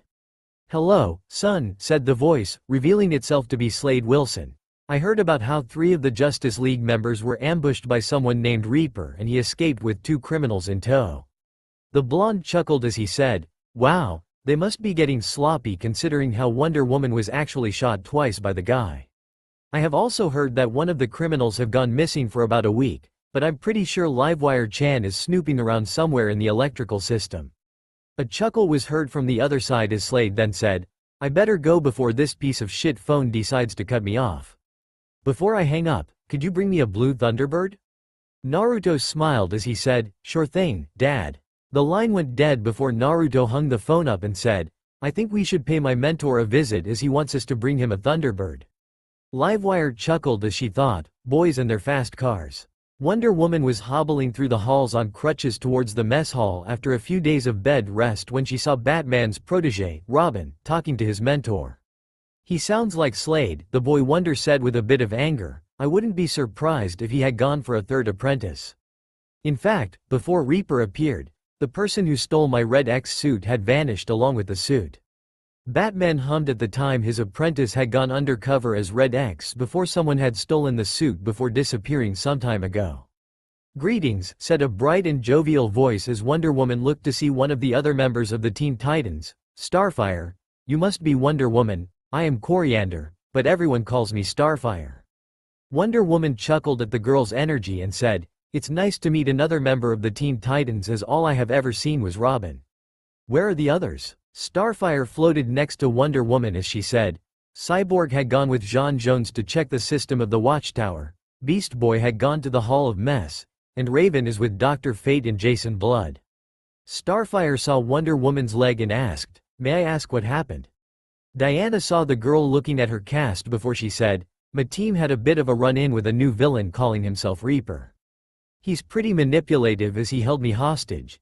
Even shot my leg twice before threatening to kill me or make me suffer." The alien girl sighed and said, "This Reaper sounds similar to Slade as he had also manipulated Robin and a few others to do his bidding. I would not be surprised if we had met faux Reaper before." Starfire might have a point, Wonder Woman thought as she and the Tamaranian journeyed towards the mess hall. Who knows how long Reaper's been around? In the village hidden in the leaves, Minato Namikaze was on his family's training ground as he worked on trying to perfect the Rasengan by adding his elemental nature to his invention. 12 years, Minato thought as he tried to catch his breath as his mind drifted to his lost son. "It has been 12 long years since you left us, Naruto." The Namikaze had tried his damnedest to try and bring back his son as he tried different space-time formulas and even consulted with the Toads for advice on finding Naruto. The Toads were pretty pissed about how Minato didn't give his son any time or day because Naruto couldn't mold his chakra. Minato also remembered that he gave a special test for a ninja, Rock Lee, as the boy showed great promise even without the use of chakra. Lee passed with flying colors. After the attack during the Chunin exam and some problems caused by Arashi during the exams, Minato decided to step down and named Tsunade the 5th Hokage. It took so much tears, blood, and even begging from the former Hokage to convince the Slug Sannin to return as Minato had even bowed and cried in front of others before Tsunade. "Out of all of us," Minato thought as he let out a sigh, "you loved Naruto more than we have, Tsunade." Inside the Namikaze Uzumaki mansion, Kushina was looking at old pictures of her family and only noticed how the pictures after the day Arashi came into contact with the nine-tailed fox that Naruto was slowly fading away into the background, like a ghost. "Naruto, my little maelstrom," Kushina thought as tears formed in her eyes as she watched the smile fade into a stoic look on her son's face before seeing how Naruto's body was slowly melding into the background of each photo. She could name Arashi's flaws, favorites, and even the redhead's embarrassing secrets while with Naruto. She couldn't even remember the sound of the blonde's voice without crying as she would remember that day. Kushina's own students had disowned her for abandoning her own flesh and blood child. Anko, Kurenai, and Yugao had turned their backs on her with just cause, as even Kushina would have done the same if the shoe was on the other foot. "Wherever you are, my little maelstrom," Kushina thought as a tear fell on the last happy picture with her and an infant Naruto being held by Kushina's now former students. "I hope you can forgive me for what I have done." On Training Ground 7, Chunin Arashi Namikaze Uzumaki was breathing hard after a long solo session of training to let off some steam. "I'm 19 years old and I'm still a damn Chunin," the young red-haired man said as he looked at the scarred area. "This is all Naruto's fault. Ever since Naruto had to try to show their parents that he is worth something, things have gone downhill very fast." Arashi's father had passed a pathetic ninja who couldn't even mold his chakra, as Rock Lee showed great promise and determination during that special test. Then during the preliminaries of the Chunin exams, Arashi decided to use the nine-tailed fox's powers to show Lee that he would never amount to anything as a ninja that only uses taijutsu. The taijutsu expert would have died if Minato and the senseis didn't stop Arashi, but Lee's chakra and nervous systems were completely fried beyond recovery, ending the boy's career. Then Arashi was paired against a Hyuga girl that had a crush on his brother, and again, Minato and even the Anbu stepped in when Arashi once again used the fox's powers and gave her an awful one-sided beating before frying the girl's eyes out with demon chakra. The Hyuga clan was never more pissed than before. After the invasion from Sound and Sand, the council had deemed Arashi a danger and a threat and would have been executed for his actions were it not for Arashi being the son of a great war hero. The council had voted to strip Arashi of his rank and sealed his chakra for 3 years before going before the council once more after a psyche evaluation. He had barely made it, as Inoichi noted Arashi's hatred towards his missing brother, but the council decided to unseal his chakra and give him back his rank with the added addition of not only having Anbu watch over him, but have an ANBU that had the Mokuton ability to act as a leash should the red-haired ninja step out of line. "Arashi," said Yamato as he was keeping an eye on the red-haired man along with the other Anbu members hidden in the trees, "I believe that is enough training for today." Arashi stuffed his hands in his pockets and walked off, as it would be best to comply before the Anbu had to cart him away again. "Mark my words, brother," Arashi thought as he left the training grounds with the Anbu following him from the shadows, "I will make you pay for this." At one of Deathstroke's lairs, Naruto and a disguised Livewire entered where Deathstroke and a young woman, about 19 or 20 years old, wearing blackish-green pants and matching jacket that hugged her body with what could be a blood-red shirt under the jacket, were waiting. She also had blonde hair that reached down to the middle of her back and a very long sword was strapped onto her back. "Is that," Livewire asked in shock, "Talia al Ghul? A member of one of the most feared assassin groups and one of the ones behind that Arkham City project?" "Hey Grim," said Talia with a strong and refined voice, "haven't seen you since your time on Carson's Corner. Can you believe that Jacobs Carson was doing drugs before the show?" Naruto chuckled as he said, "Shocking, isn't it? And he even had the gall to attack me. You just don't know people, do you, Uraheim?" Talia smirked as she knew what was hidden behind that faux disbelief, as she knew what was really said. "I done it just to give those heroes a message about their ideals." "Who's the new girl?" Talia asked as Livewire removed her disguise. "Livewire? Why did you bring her here?" Naruto chuckled as he said, "She is working with me as my personal spy by using her unique ability of electrokinesis to travel any form of electrical system and gather information. I had even set up a little training schedule for her as she accepted the offer." Talia smiled and said, "It's nice to meet Grimm's new spy. As you have already know, I am Talia al Ghul and Naruto's fiancé. I can tell you have a thing for him, don't you?" I?" Livewire said nervously as she tried to think of something before giving up. "I kind of do. Foxy has that charm about him and those whisker marks make him why." The femme fatale chuckled as she turned toward Naruto and asked, "Grim, is it alright if I show it to her and talk to her about something?" Naruto nodded as he said, "Of course, Uraheim, but if a fight is about to break out, please do call me as I really don't want to miss a thing." A small giggle was heard from Talia as she escorted Livewire through the halls. As they traveled, the electrical villainess looked at her guide and asked, "I guess you're going to tell me that Naruto's off limits? I can take a hint." Talia gave Livewire a glance as she said, "We'll talk about that later as I am going to show you his wall of victims." Sort of narcissistic, Livewire thought until she and her guide reached a small room. This is Grimm's room, Talia said as Livewire was sort of shocked to see different kind of guns and bulletin boards hanging on the walls, at least here anyway. Over here, Talia continued as she pointed to a specific bulletin board near a small desk, is his wall of victims. Livewire examined the wall to find newspaper trimmings, but instead of people Naruto had killed or ruined, they were clippings of other villains, on the days their lives were forever changed by certain heroes, with Batman having far more than Superman's, as the Caped Crusader even had his own bulletin board. The electrical villainess scanned the newspaper clippings until she found two certain articles: the day she had the accident, which had read, "Shock Jock shocked. Superman at fault," and the day she was captured, the night after Livewire was born, which read, "Shocking new villain arrives." Why? Leslie asked in disbelief. Why does he keep newspaper clippings of those days when we became criminals?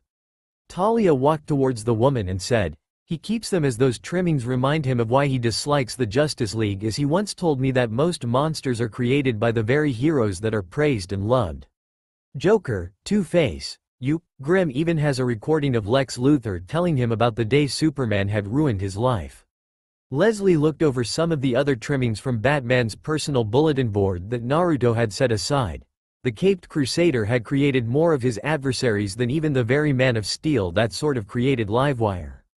Naruto had told me of a philosophy about the many heroes that make up the Justice League, Talia said as she sat on the bed and motioned Livewire to sit next to her. After the electrical villainess took the offer, Talia continued, he told me that there is always a boundary line between good and evil that only the public sees, while that line doesn't even exist. He even said that there is no true hero that will not sacrifice personal beliefs and leave the chains of the public that bound them to bring real justice. In order to bring that justice, blood of the guilty must be shed, and even though that blood is shed, there will always be injustice in the world, as one man's justice is another man's injustice. Livewire looked at Talia as she remembered the very day that Livewire was born. Superman had pushed her away after she had verbally bashed him, and she became a freak and a criminal while he became a loved hero. He has even proved it as he had tried to attack Batman during Project Arkham, Talia said with slight anger in her voice. Grimm's bruises had bruises and a few broken bones when he was attacked by Batman and Bane. The femme fatale looked at the ceiling as she then said, I have never heard a philosophy ring so true in all of my life that I sort of fell for him. Seeing how Batman treated him, I couldn't even see what I saw in that bastard. Batman once trained alongside us, and this is how he uses our teachings like this. Disgraceful. Livewire also felt her electrical blood charging in anger towards the Caped Crusader at the sheer audacity. Which brings me to you, Leslie, Talia said as she looked gently at the villainess next to her. What do you think about Naruto? Livewire swallowed a lump in her throat as she said, well, at first I thought he was a cruel bastard who enjoys making people suffer, but over the week I had stayed with him, I learned that he's actually a pretty cool guy, as he helped me get better control of my powers while letting me stay with him. I swear we didn't do anything except for looking at each other with a few of those thoughts. We even had bedrooms that were separated by another floor.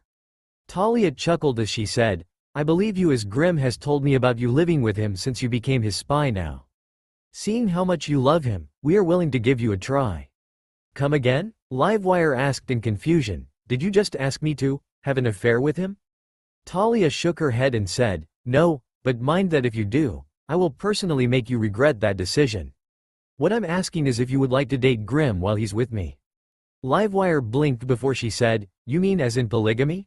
Isn't that illegal? Talia smiled a bit as she said, there are television shows that feature polygamy and extended families. What difference is there? We're criminals anyway, so why not? Talia wrapped an arm around Livewire's shoulder, feeling a slight charge from the electricity, and said, look, we are not going to force you into this. You can try this for however long before making your decision. How's that? Livewire thought about what she was offered. Yes, she did like Naruto to the point that she would even admit that it was full-blown love. But this, it would feel awkward and weird and even a little frightful, as she wouldn't be sure if Naruto loved her as much as she does and favored Talia or any other girl that might join.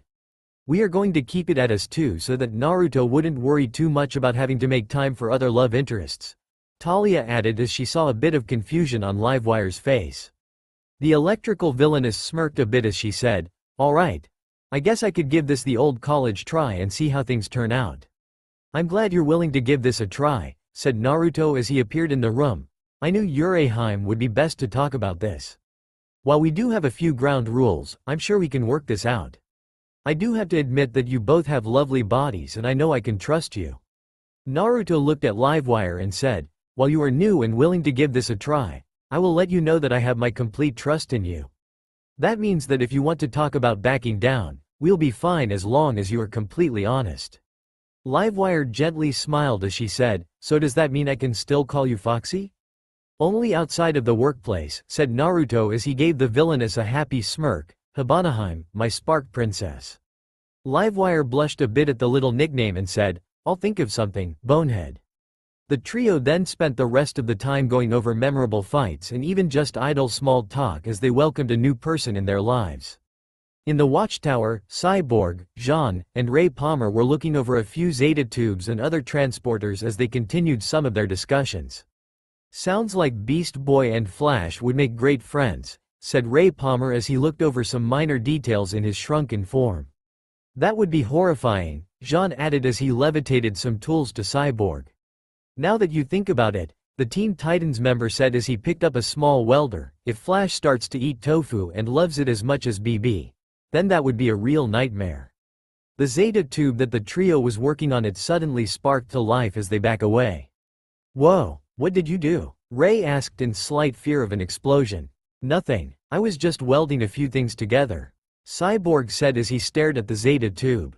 The transporter showed an image and a man similar to Naruto Wilson, save for the whisker marks, wearing a blue shirt with matching blue pants and a dark green vest. What the, said the man in shock as he stared at the trio before the Zeta tube flickered dead, causing the image to vanish. Ukai, Cyborg asked as he wasn't sure if he should be shocked or confused about what just happened. What the hell just happened? In the Namikaze Uzumaki mansion, Minato blinked in confusion at the image one of his space-time experiments brought up. A man in a red and blue jumpsuit, a young teen in weird-looking armor that almost looked like it was fused to his flesh, and a green-skinned man in blue underwear. I hope I didn't goof up again, said Minato as the last time he tried to recreate the seal, he ended up getting a beat down for accidentally peeping in the women's side of the hot springs. But I do have a feeling that I'm getting closer this time. In the watchtower, Batman was talking to Cyborg and Jean while Ray was looking over the Zeta tube that had somehow gone active briefly a few days ago. So that Zeta tube had suddenly turned on and you saw a man that almost looks like Naruto Wilson? Batman asked as Jean nodded. Yeah, Cyborg answered with a serious tone. Just slap whisker marks on his face and you have the talented Mr. Fox. Batman looked over towards Ray as the scientist nodded before continuing to examine the machine. Alright, said Batman as he wanted to investigate this more for a moment. We will look into this while the Teen Titans go on patrol in Metropolis. Should you require backup, call the tower, but only for dire emergencies. Cyborg nodded as he headed out of the room to let the other Titans know. What do you think we should do? Jean asked as Batman looked at the machine. Grabbing a small welding torch, the caped crusader walked towards the Zeta tube and said, we should recreate the incident and go from there. At the Namikaze Uzumaki mansion, Minato had just finished telling Kushina and a reluctant Jiraiya about what had happened. Jiraiya didn't want to be here after what his student had done to Naruto, but then again he wasn't half of a godparent Tsunade was. He was glad he did listen as this could possibly lead to Naruto as the Toad Sage was just as guilty for what all has happened and Tsunade wasn't the same after the little blonde godson vanished 12 years ago. The Slug Princess was gambling and drinking her sorrows away before accepting the mantle of Hokage, but not even all that could make her forget is every day she sees her little Naru-chan when she sees Minato. So what do we do? Kushina asked as she recalled everything her husband had said. Minato leaned back in his seat as he was wondering that too until Jiraiya said, what if we took another look at the seal and go from there? If we do happen to find out more about space-time manipulation, we may be able to find Naruto providing that those we talked to are willing to help us. Minato looked at his mentor and said, but even so, it would be a very slim chance of the same thing happening again. Who knows what the next attempt will bring? Kushina rose from her seat with determination in her eyes and said, if it's a chance to find our little Naruto, Then I'm willing to take that chance, as Naruto needs to know that we're sorry for neglecting him for all those years and let him know that we do love him. I agree, said a new voice as everyone looked to see Tsunade in the open doorway after so many years away since learning of Naruto's disappearance. That is why I'm placing you two responsible for this investigation, as Yamato will be in charge. Now get to it. Minato and Jiraiya stood up immediately as they both said, yes, Lord Hokage. Tsunade watched the two men charge up towards Minato's study before turning around as she prayed that wherever Naruto was that he was safe and okay. Cyborg was driving through Metropolis as he and the others had split up to cover more ground. Anything yet, Cyborg? Robin asked through the communicator from his location. Nothing so far, the cybernetic teen said, just some minor traffic violations that really doesn't require our attention. I'll call if anything comes up. Cyborg continued driving through the road until he saw Shuriken jam themselves into the windshield, causing him to screech to a halt on the side of the road. Hey! Cyborg yelled as he got out of his car, who threw ninja stars at my car. A loud, metallic thud alerted the Teen Titan to turn around and see a figure wearing a raggedy black cloak and a face mask over a skull-like mask standing on the roof of the T-car. Guess this is a small world after all, said the figure with a disguised voice. Never thought I would have seen a member of the Teen Titans again. What do you think of him, Inazuna-chan? Cyborg turned again to see Livewire to his side as the villainess said, he doesn't look like he'll be much of fight once I hack into his system. Cyborg prepared his sonic cannon as he said, no one's going to be doing any hacking today. Livewire changed into her electrical form and jumped into a nearby electrical pole to dodge a shot from Cyborg before the hooded figure charged towards the teen. Cyborg blocked a punch and noted that this guy was stronger than he looked and thought, he's not as strong as Atlas, but he's no pushover either. Cyborg, coming in. The teen spoke in the communicator, I'm under attack by Livewire and a hooded figure. The communicator beeped as Robin said, we're on our way, just hold on. Cyborg nodded before he saw Livewire appear in the driver's seat of the T-car and revved it up. Nice ride, said the villainess with a smirk, but my boyfriend has better rides than this. Hope you don't mind us borrowing your car. Cyborg had to jump to the side to avoid getting run over by his own car with a growl escaping his throat. The T-car swerved around and headed towards Cyborg again until Robin sped in on his cycle with his quarterstaff ready for the fight. The sound of metal clicking behind him reminded Cyborg of the hooded figure and he couldn't react in time to stop a kick to his face. Never take your eyes off of your opponents, said the figure as he rushed towards Cyborg until a green energy bolt hit the pavement before the figure. Starfire flew in towards the cloaked figure and threw a small barrage of starbolts, but the figure easily dodged each shot without much difficulty. Same old tactics, said the figure as he saw Raven along with Beast Boy fly in with the changeling turning into a bull. I would have thought that you would have at least tried something new. The figure jumped into a backflip as the T-car rushed through as the figure landed on the dented roof with the car still driving on through. After them, Robin said as he, Starfire, and Raven rushed towards the direction of the car while Beast Boy changed into a T-Rex and allowed Cyborg to hop on his back before following. The chase continued onto an interstate as Robin had sped closer to the hijacked car until the figure pulled out an Uzi and began shooting at the Boy Wonder. Seeing the two flyers chasing him, the figure threw shuriken towards the two before throwing a knife that had a flashbang tied to it. Azareth Metreon Zenthos. Raven chanted as she saw the flashbang and encased it in a black sphere while Starfire destroyed the throwing stars. The flashbang had gone off without blinding the two as they continued their chase.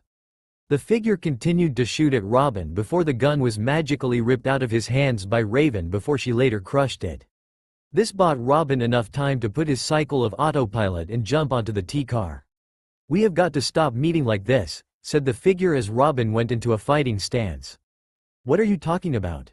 Robin asked as he began to fight the hooded figure while Livewire drove around to avoid Starfire's and Raven's attacks. I'm hurt, Robin, said the figure as he blocked each attack, using the hidden spikes in his boots to hold onto the car. You don't remember me from when I stole your other persona? Red X. Robin said as he knew that this person was the one who stole the suit. Where's the suit? The figure blocked an attack as he held Robin's fists in his hands and said, I got tired of having to rely on a highly explosive material to run the suit, so I ditched it. The name's Reaper. Seeing Starfire charge towards him, Reaper threw Robin to the side of the road before the Tamaranian flew towards the hero to prevent heavy injury. "Punch it," Reaper yelled as the T-car picked up speed while swerving through traffic. Jumping into the car, Reaper pulled out a suitcase and opened it to reveal small parts held neatly in place by gray foam. With his hands flying around, Reaper jammed in the clip of his newly assembled AK-47 just in time to see Robin speeding towards them on his bike.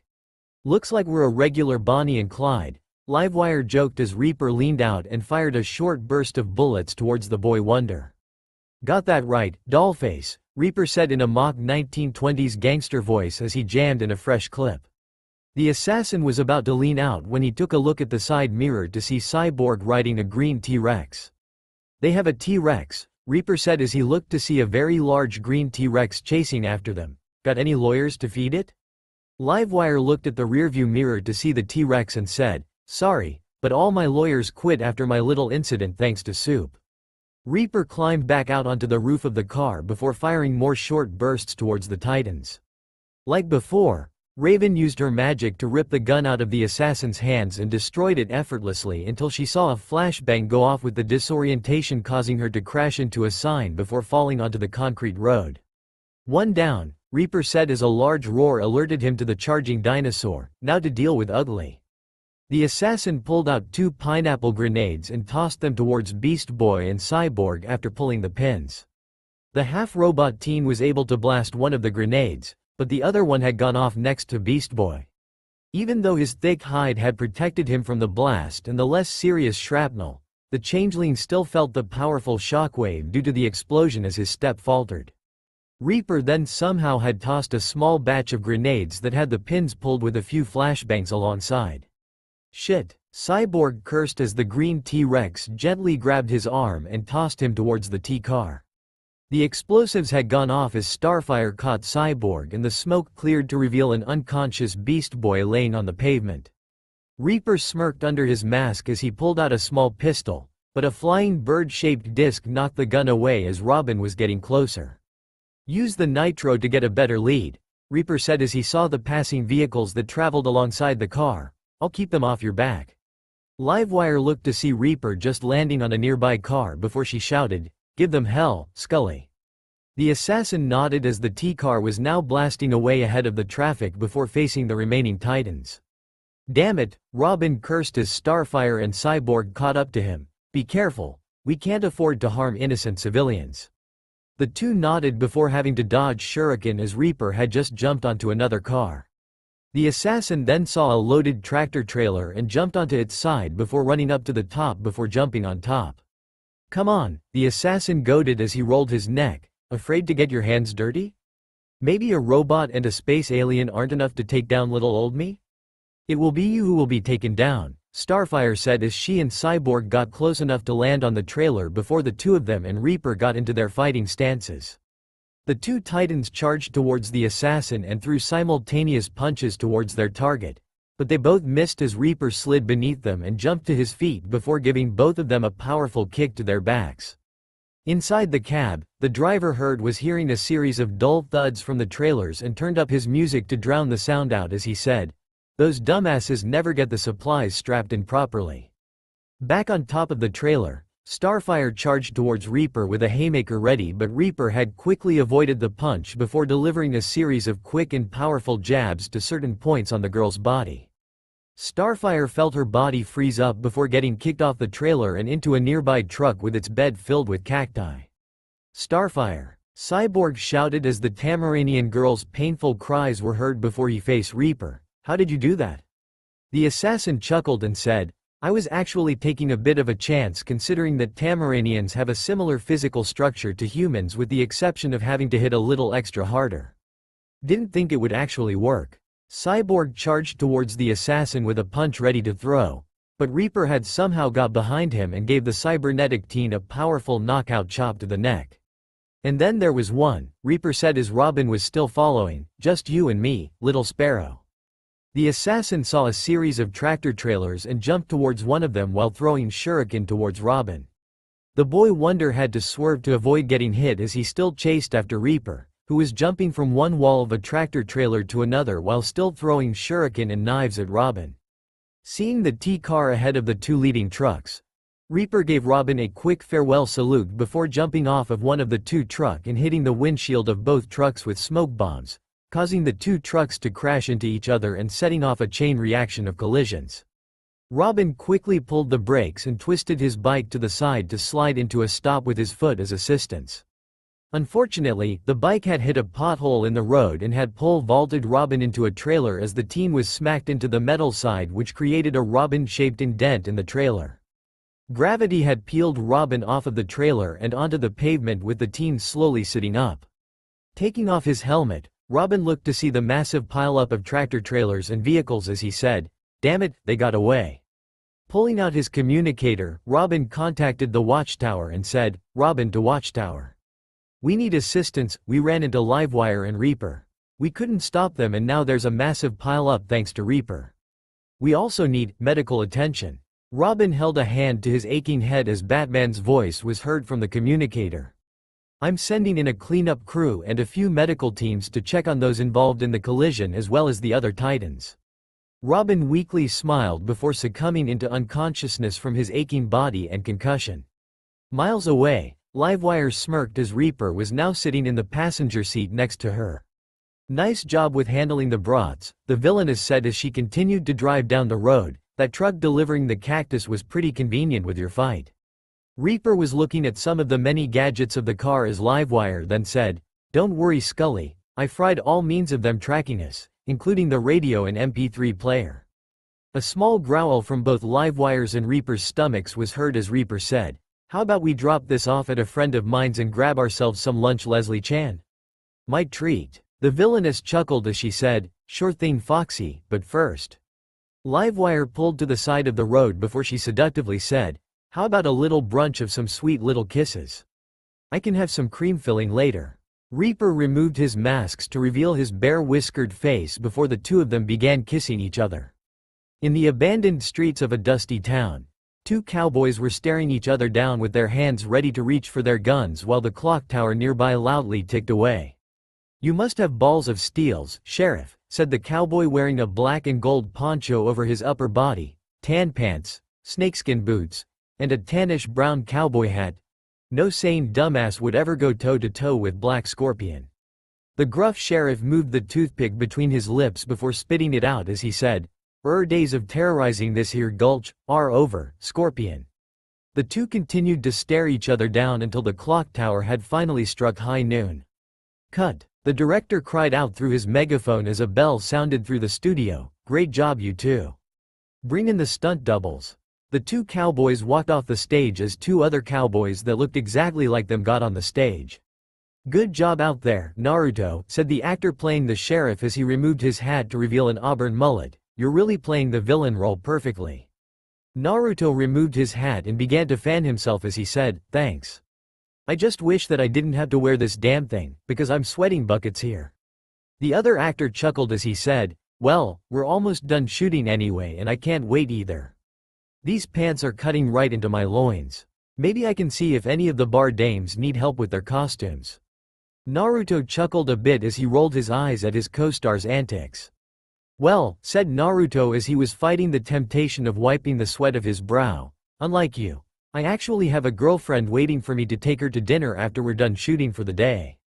The other actor smirked as he said, "So the rumors are true that you've got yourself girlfriend. So is she porn star hot or?"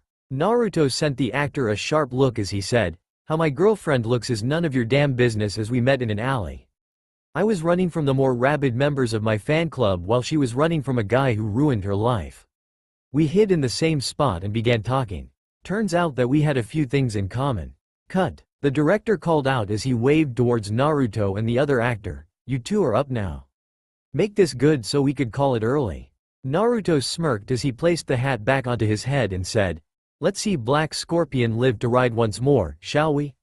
In the Namikaze Uzumaki mansion, Minato and Jiraiya had just finished recreating the seal from a few days ago and were ready to give the experiment a shot. "There," said Minato as he finished adding the last touch to the seal, "now all that's left is to set it off and pray to Kami that this works out as we hope." In the watchtower, Batman was standing before the Zeta tube as Ray was tightening the last bolt he remembers working on. All that's left is to tighten this and pray that this works, said Ray as he mentally had his fingers crossed. Alright, said Batman as he prepared himself for whatever might happen. On my mark. 1, said Jiraiya as Kushina, Yamato, and Arashi were nearby to watch what might happen. This better be worth pulling me from my training, Arashi thought as he crossed his arms. 2, said Batman with a stoic expression on his face. Hopefully we might get some aid for the Titans, the Caped Crusader mentally added as Reaper had beaten all 5 founding members of the Teen Titans without much effort. 3, said Jiraiya and Batman at the same time as Minato applied chakra to the seal while Ray tightened the bolt at the same time. The seal's markings glowed a bright gold while the Zeta tube began to spark as a golden ring opened up as a portal that connected the two places appeared. From Jiraiya's, Yamato's, and the Namikaze Uzumaki's perspectives, they saw what looked like a man wearing a dark cloak that was connected to a hood that had pointed tips at the top of the man's head to give the stranger the appearance of a bat. From Batman's perspective, he saw a man that looked like Naruto Wilson, a woman with long red hair similar to Starfire's hair, a boy about Naruto's age that had chin-length red hair similar to the woman and had the man's facial structure, a man with short brown hair, and the last was a man with snow-white hair in a long spiked ponytail wearing what looked like Japanese sage garments. Jean appeared next to Batman and read through the minds of the group before them. The Naruto look-alike was Minato Namikaze, the former 4th Hokage and the feared Yellow Flash, which got a confused reaction from Jean as he also hoped that this man wasn't like their Flash. The woman was Kushina Uzumaki, also known as the Red Hot Habanero and former Jinchuriki of the Kyuubi. Power of human sacrifice, the Martian thought as he hid his disgust at a few images of this 9-tailed fox demon, quite a disgusting and horrible idea. The brown-haired man was Yamato, captain of Anbu. Jean couldn't get any more information from Yamato as the captain seemed to have had some training in dealing with telepaths. The white-haired man was Jiraiya, one of the legendary 3 Sannin and author of the Icha Icha series. Jean quickly decided to leave Jiraiya's mind as many images and memories of nude women, either bathing or having intercourse, were filled inside the man's mind. The young boy was Arashi Namikaze Uzumaki and that was all that Jean got before something vile and evil kicked him out. Jean sent the information to Batman through the mental link while mentioning to keep an eye on Arashi. Do not be alarmed, said Jean as he spoke in Japanese, shocking the group. We were checking a few problems with one or many gateways. I am Martian Manhunter and the man next to me is Batman. Us and a few others have founded an organization of heroes known as the Justice League. If you do not mind, could you please help us? Kushina interrupted with slight desperation in her voice. We're looking for our little boy, Naruto, as he's been missing for 12 years.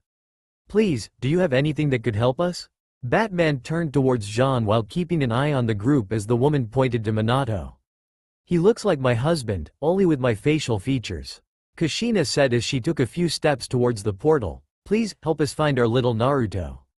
Jean looked at Batman before he faced Kushina and said, my friend would like to see a picture of Naruto as we do know of a Naruto and we may know someone who can help. The woman reached into a pocket and pulled out a small picture and was about to give hand the photo when she tripped through the portal.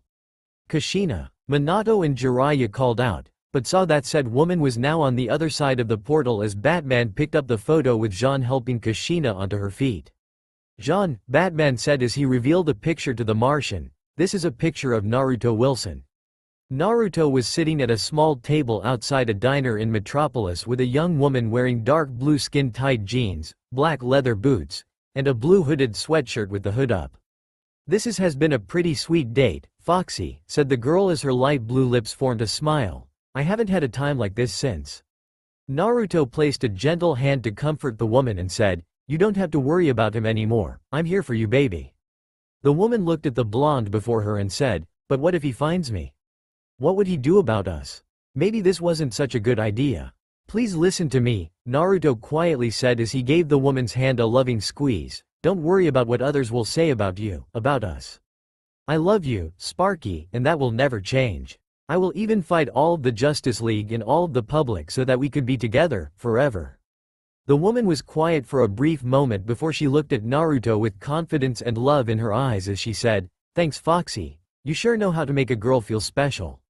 The blonde chuckled as he said, Well, my job does teach you a lot about reading expressions and emotions, Sparky. I love you no matter what comes across our paths. Naruto and the woman leaned into each other as they were lost in each other's eyes. They were about to kiss when Sochi called out a voice, startling Naruto and his date nearly out of their wits before the blonde looked up as his eyes widened at the sight where the voice originated from. Naruto, I'm so glad that we finally found you. Kushina cried as she wrapped Naruto into a tight hug with Minato and Arashi slowly arriving from a limousine with Bruce Wayne standing nearby with a small smile on his face. What the hell? Naruto said in shock with his native tongue before switching back to English. How the hell did you guys find me? We've been searching desperately for you since you ran away 12 years ago, Naruto, said Kushina as she was wearing light blue jeans, black wedge heels, and a forest green vest over a tan shirt. Your father was able to get a hold of Wayne-san who had helped us with our search. Naruto looked to see Bruce give him a small wave and thought, fuck you, Bateme.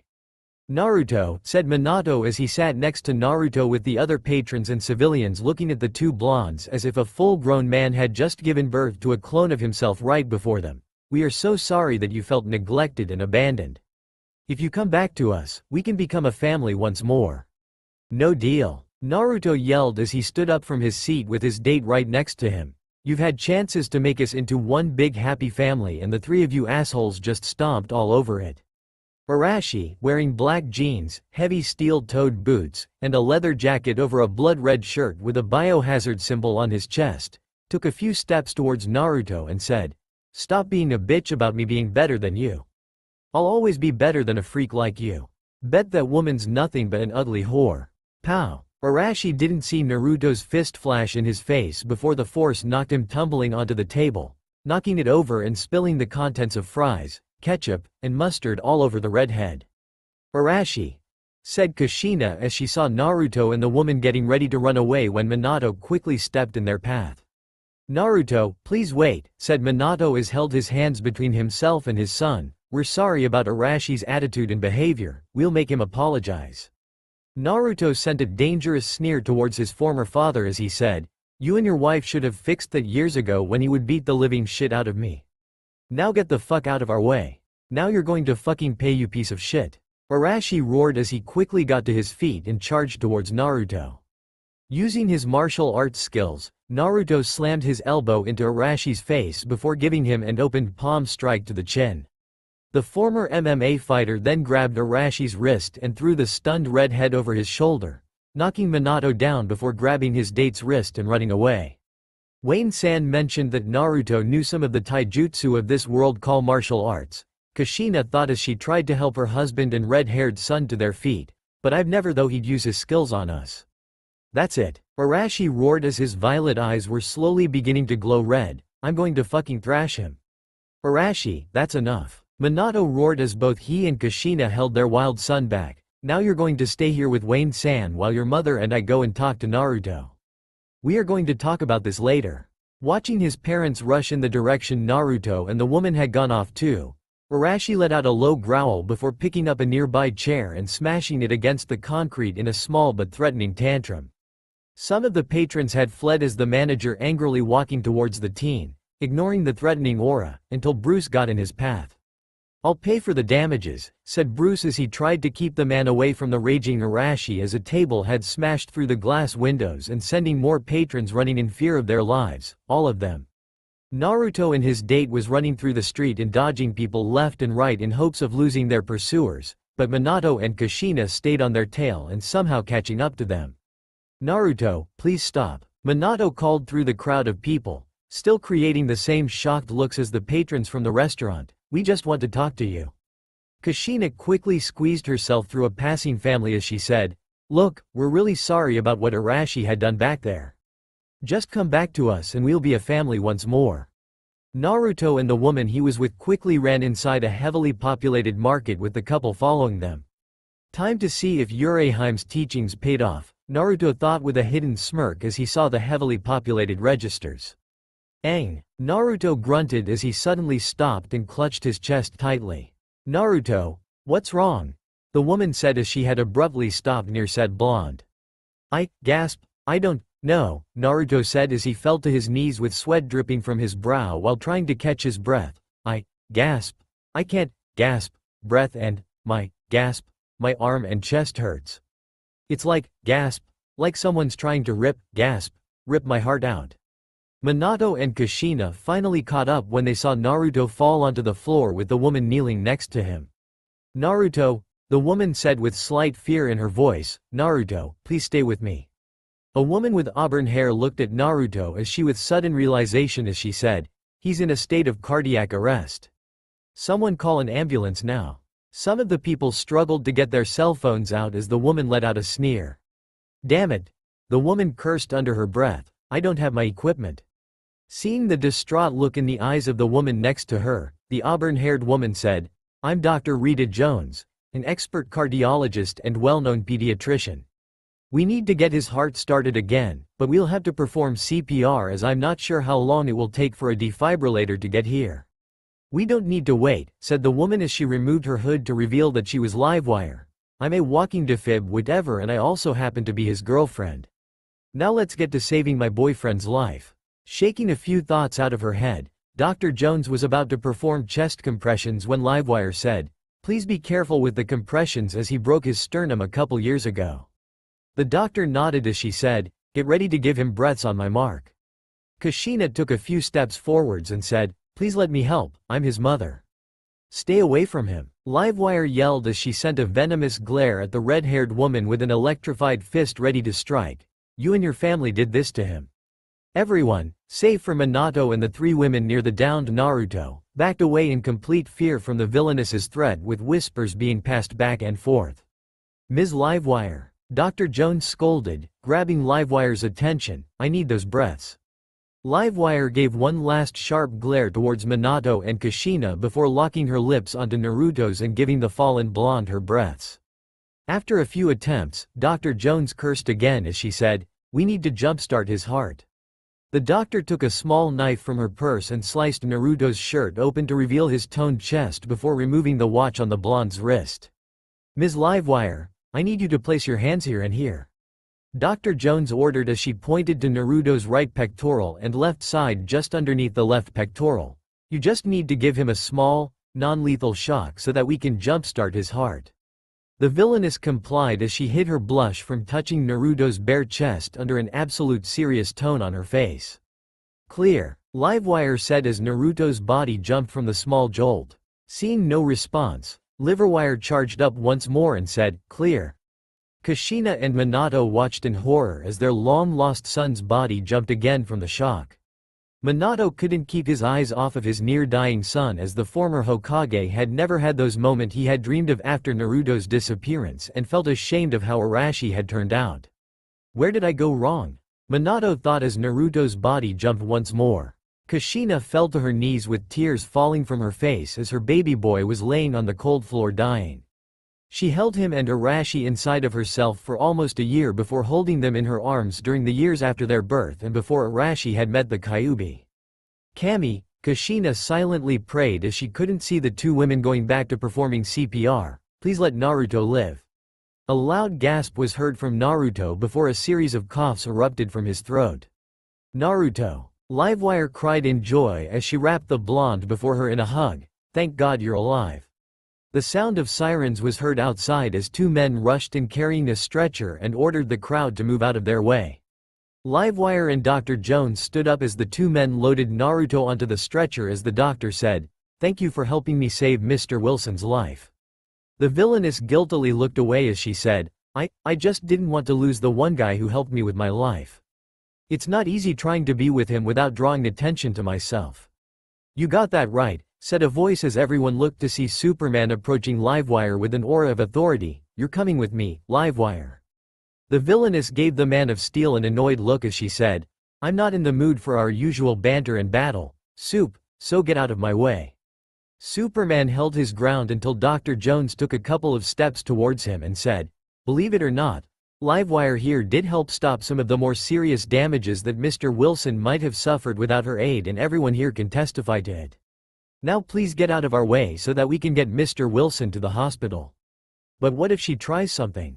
Superman asked, despite getting a few looks from the civilians watching. I can't risk that. I'm going while my colleagues arrive to deal with her. Angered, Livewire charged up her fist as she said, Sorry Soup, but this is a personal matter that neither you nor your friends can get involved with. Get out of my way or so help me all. Leslie Chan, Naruto weakly said from the ambulance, causing Livewire to let the charged attack fade away. Don't do it. He's not worth it. The villainess gave Superman venomous glare before jumping into the ambulance next to Naruto with Dr. Jones following her. Superman stood in the market, listening to some of the whispers about what had transpired, before leaving the place and following the ambulance from the air. Just what is going on? The Man of Steel thought as he used his X-ray vision to look inside the ambulance to keep an eye on Livewire while the villainess flipped him off through a feeling she had. Hope Bruce is having better luck than I am. In the watchtower, Robin walked through the halls as it has been a few days since he and his team had ran into Reaper. The Boy Wonder couldn't get the images of Reaper taking his team down so easily and effective while aiding Livewire with stealing the T-Car. Raven, Beast Boy, and Cyborg had gotten off easy as they were knocked unconscious while Robin had some cracked bones and a few broken ribs and Starfire had to wait a while until she got movement again along with getting all of those cactus needles out of her skin. Damn it, Robin swore in anger as he punched the metal wall. Could things get any worse? Dude, Beast Boy's voice echoed from the nearby room where the rest of the Titans were at. You have to see this. Robin ran inside to see what was going on as the changeling pointed towards the television. A supposed family reunion through the aid of multi-millionaire Bruce Wayne led into an ugly altercation between Naruto Wilson, actor and former MMA fighter, and the alleged family members, said the anchorwoman as an amateur video of Naruto easily taking down a red-haired teen before running off with a woman wearing a hooded sweatshirt that hid her face. The alleged brother of young Mr. Wilson then began to destroy a small portion of the diner that Mr. Wilson and the woman were visiting while the alleged parents chased after the actor and former MMA fighter until reaching a local market where Mr. Wilson had surprisingly suffered from a small heart attack. Each of the Titans' hearts froze for a second about what had happened before the image then showed an anchorman at the very market where Naruto had his heart attack. Thank you Kathy, said the anchorman as a few officers were on scene taking notes from witnesses. I'm here at the location where Naruto Wilson had suffered from his heart attack after being chased by a couple who have claimed to be his parents. The many witnesses had reported that through the efforts of local Dr. Rita Jones, and Mr. Wilson's girlfriend, Leslie Willis aka Livewire, the actor was revived and taken to the hospital where Mr. Wilson will recover from the attack. Now if I'm mistaken Sam, said Kathy as the television was showing the two reporters side by side in separate windows, you said that Livewire, one of Superman's villains, is Mr. Wilson's girlfriend? Sam nodded as he said, yes, and many of the witnesses here can acclaim that Livewire had revealed that she is indeed Mr. Wilson's girlfriend. Superman had arrived at the scene to apprehend Livewire and prevent her from reaching the hospital where Mr. Wilson was taken to, but eventually relented before being seen following the ambulance. The Titans were shocked. A celebrity like Naruto Wilson was dating a villainess while most celebrities would rather run away from the League's enemies. Local authorities are now looking for the couple that claimed to be Mr. Wilson's parents to bring in for questioning, Sam said as a picture of Minato and Kushina was being shown on the screen. Bruce Wayne will also be questioned about bringing the alleged family of Mr. Wilson while paying for the damages done by the red-haired teen along with Mr. Wilson's hospital bills in hopes of showing that Mr. Wayne had no ill intentions for everything that had happened. Robin let out an annoyed sigh about his mentor, Guardian having to try and dodge the public even more now. We'll have more information later this evening, said Kathy before the Boy Wonder turned off the television. Seems like there's more to Mr. Fox and his family than anyone knows, said Cyborg as he leaned back on the chair he was sitting on. Why would Naruto not be happy to see his family after 12 years? Starfire asked as she still had some bandages on her body. Minato said that Naruto ran away after feeling neglected while Arashi abused him. Raven stated as she looked up from her book, who wouldn't run away? The empath made a point as Beast Boy and Starfire shifted uncomfortably at the statement, understanding Naruto's point of view about family. Speaking of Arashi, said the changeling as he looked around really carefully, has anyone felt this scary aura about him? Robin noticed Raven giving Beast Boy a hidden look of shock as Cyborg said, well, Arashi is from that shinobi world just like his parents and apparently Naruto as well. He's pretty skilled from what I've heard, so he probably has a scary reputation like Minato and Kushina. Beast Boy shook his head and said, no, it's not that. I mean, sure, he probably has killed before during that invasion back in his home world. But this aura, it's scary, Trigon scary. Everyone froze at the mere mentioning of the demonic being as memories of facing Raven's father reappeared in their minds. It was quiet until Raven suddenly said, I thought that my powers were acting up after Reaper took us down. Now that Beast Boy felt it too, most likely from his animalistic senses, I think there's more to Arashi than we know. Care to elaborate? Cyborg asked as he never thought about the redhead other than that the guy was extremely grouchy. Well, Raven began as she closed her book and set it aside, while Arashi has the same powers as Minato and Kushina, albeit not as strong or as skilled, he has something far more powerful inside of him, something dangerous. I don't know what it is, but my powers are somehow reacting to Arashi's aura and it's unsettling. Robin brought a hand to his chin as he began to think on what was revealed to him. What was Arashi hiding, and does Minato and Kushina know about it? Does it involve Naruto in a way? Robin would have to ask Bruce for more information once the man returns from visiting Naruto in the hospital. Something is going on here, Robin thought as he was soon lost in his thoughts while the others left the room and headed towards the mess hall, but what is it? Back on Earth, Bruce was walking through the halls of the hospital in hopes of finding Naruto's room. He eventually found it thanks to a reluctant nurse giving him the right directions. Bruce stood at the doorway to see Naruto and Livewire kissing with the blonde sporting a black eye on his face. Bruce knocked on the open door before he felt two glares pointed towards him from the couple before him. Did you bring them here as well, Mr. Wayne? Naruto said with agitation in his voice.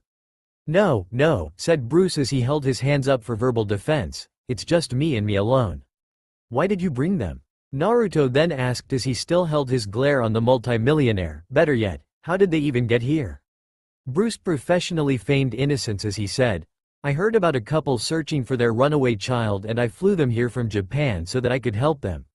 Bullshit, Naruto yelled loudly, knowing that he startled some nearby nurses and patients. I know how they really got here. They recreated the very same incident that brought me here. I'm not sure if they had help or just pure dumb luck that they arrived here, but I'm only going to say this once. Bruce could hear the distinct sound of hospital shoes as he saw Naruto's eyes narrowing. Send them back, the blonde plainly demanded, and don't think that I don't know about your connection to the Justice League. I'm not sure how, but I do know that the Justice League wasn't given that little space station of theirs, as such an advanced station could have easily sent a small country far down into the red that not even any deity of wealth could possibly bail them out. Excuse me, said a doctor as he entered the room, is there a problem here? Naruto kept his sights on Bruce while he said, no problem here, doc. Mr. Wayne here was just leaving after telling me that he will pay for my hospital bills since he was the one that brought those people here. Bruce nodded as he bid the group a farewell before beginning retreating with a slightly faster speed than he had when he arrived, all the while thinking about how Naruto knew about his connection to the League. It couldn't have been a small bout of paranoia, but then again, the celebrity could have said it to shake him up since Bruce was the one that brought Naruto's family to him. Now I'm paying for damages to a restaurant and Naruto's hospital bill for that heart attack, Bruce thought as he knew that he would be targeted for negative attention for his actions. At least I'm not going to be the only one under fire since Naruto Wilson is dating a known criminal. Hey Bruce, said a familiar voice as the multi-millionaire looked to see Clark Kent with a small notepad in his hand. I was wondering where I could find Naruto as I heard that he was involved with a slight altercation and that he was dating one of Superman's enemies. Know which way his room is? Bruce pointed down the way he just came from as he whispered, watch yourself, Clark. He knows about how his family arrived here. Clark smiled and said, thanks Bruce. I hope that Mr. Wilson will be feeling more hospitable while I talk to him. Bruce nodded as he and his colleague went their separate ways for the moment. Minato and Kushina were going through the halls under the guise of a genjutsu to avoid getting attention as they walked past Naruto's room again. I can't believe how much Naruto has changed, Minato said as he looked around while helping his wife keep their genjutsu up. I knew that Naruto wouldn't be as welcoming because of what we did. But this is actually quite more drastic than I had originally thought. Kushina nodded as she said, I know. He was able to take Arashi down with his taijutsu skills. What are we going to do now? Minato looked at a nearby television to see their pictures before he said, "I'm not sure, but we'll have to avoid the public eye for a while until we can think of something. Maybe we could join the Justice League and protect Naruto from afar." Kushina hummed as she did like the idea of protecting their rogue son, although it might be difficult as they couldn't risk making the same mistake as the consequences could be more dire than before. That might work, Kushina thought as she desperately wanted to make things right with Naruto. We would be able to watch over him like we should have from the beginning. In his room, Naruto saw the same blonde nurse wheeling the same raven-haired man through the hall for the fourth time and knew that they weren't what they were. Genjutsu, Naruto thought as he kept feigning sleep. Of course they would stick to their shinobi tactics of staying out of sight by hiding in plain sight. The blonde moved his back a bit as he was now beginning to plan on how to counter whatever both the League and his parents would do. That fight only showed a touch of my physical prowess, Naruto thought as he saw the same nurse and patient pass by again. You will be quite surprised with what the Reaper is capable of. An alarm at one of Gotham's banks blared as a few of Two-Face's goons were holding the tellers at gunpoint while a few other goons were greedily stuffing the money bags with as much money as their rough hands could grab. "Gotta thank the boss's informant about bats not being in Gotham tonight," said one of the goons as he adjusted the cigar in his mouth. "Hitting banks and jewelry stores should be much easier with him too far to stop us." "Too bad you didn't think about him having others watch over while he's gone," said a mysterious voice as a goon was somehow carried away by chains. The goons heard their comrade getting beaten before hearing the sound of crashing metal and fighting just outside the building. "Who's there?" one goon asked as he pointed the Tommy gun around in hopes of finding the voice's owner. "Show yourself." A bright yellow flash shone before fading away with two more goons falling to the ground unconscious. The leader of the goons scanned the area with his Tommy gun ready to fire when he saw a man with spiky blonde hair wearing a headband with a metal plate, a face mask that hid the lower part of his face, blue pants, a matching blue shirt with a dark green vest over it, and a large white coat with red flames designed on the bottom holding a fist into his hand. "Who are you?" said the leading goon before firing a few bursts from his machine gun, but missed as the man disappeared in a bright flash of light. "Where my family and I are from, it's customary for you to introduce yourself first," said the man as he was suddenly behind the goon. "I think I'll just go ahead and tell you my name since you and your friends could spread the word. I am Hiroishin." The lead goon then saw a woman with red hair wearing black pants, a black shirt under the same green vest as Hiroishin, and the same headband as Hiroishin on her head with a similar face mask as well. "That's my lovely wife, Shinobi," said Hiroishin as a young man wearing blood-red ninja garbs. A long red sash that hung from behind him like a tail, a porcelain mask in the form of a fox, and a red headband with a metal plate similar to the man and woman wrapped around his right bicep entered dragging two goons that were beat in black and blue. "That is my son, Kyubi. We're new here so if you don't mind." Hiroishin gave the goon a quick knockout chop as Kyubi tossed the two beaten goons between him and his parents. "Tell me again why we're here instead of with the others at Metropolis?" Kyubi asked as he crossed his arms in annoyance. "I'd rather fight some of the more powerful villains there than these rabble." Hiroishin sighed before he said, "Because Batman wanted to see how we handle things here in this world, son. I know that these criminals are not much of a challenge for our skills, but we cannot just go off fighting some of the major criminals." Shinobi placed a few goons that she tied up with regular rope in the pile as she added, "Do not forget that even though Bat Senpai had given us these translators so that people here can understand us and vice versa, we are still unfamiliar with this world. We don't know about their laws and technologies." The sound of clapping alerted the trio to a cloaked figure standing on the top of the door to the bank's safe. "I wouldn't expect Bat Teme to have people babysit his stomping grounds," the figure coolly said before jumping down to the floor as everyone saw his skull-like mask. "You three took Two-Face's goons down like him, but Bat Teme wouldn't be as flashy as you three were, nor would he rip a car in half if he could." Shinobi drew her sword and glared towards the figure while Hiroishin and Kyubi got into their fighting stances as she said, "Reaper.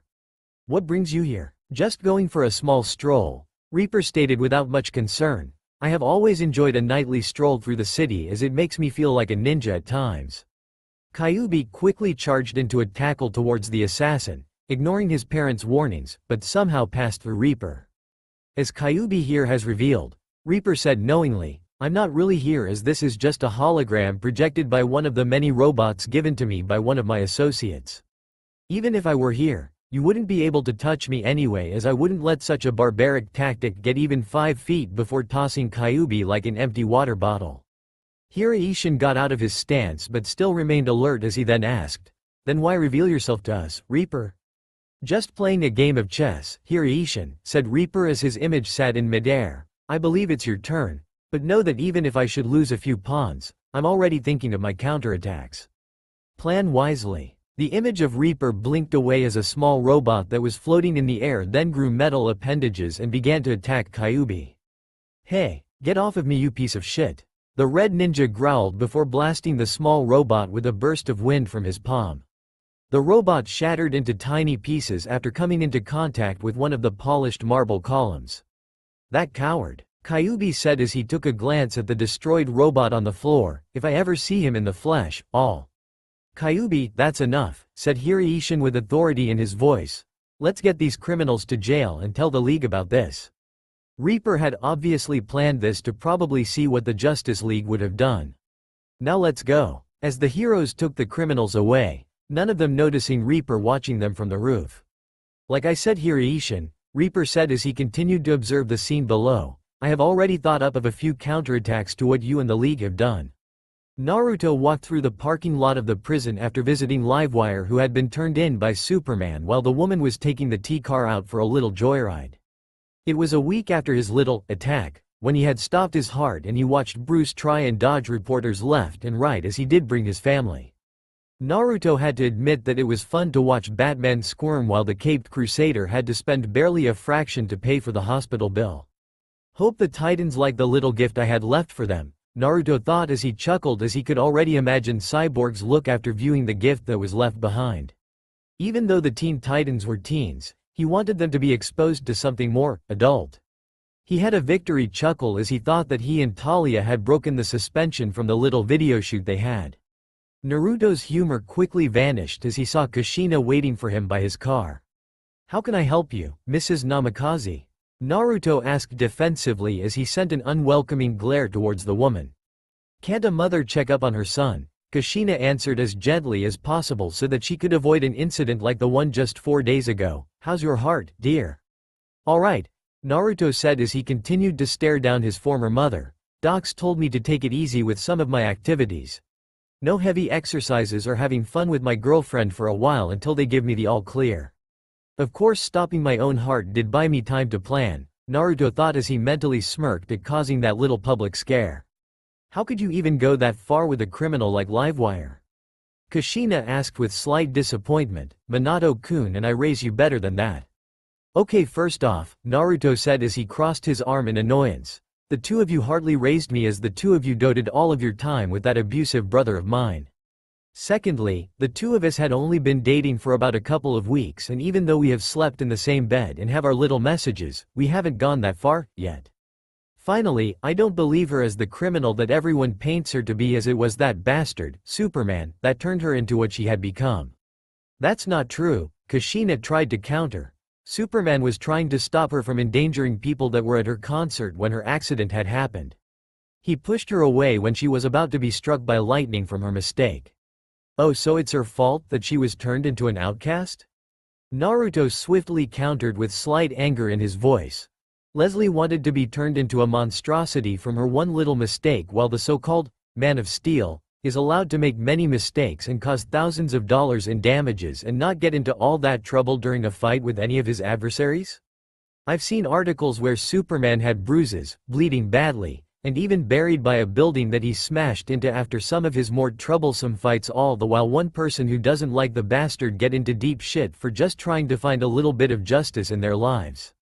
"Wait, please," said Kushina as she wanted to avoid causing a further rift between her and Naruto. "I'm sorry for what had happened that day, and your father is too.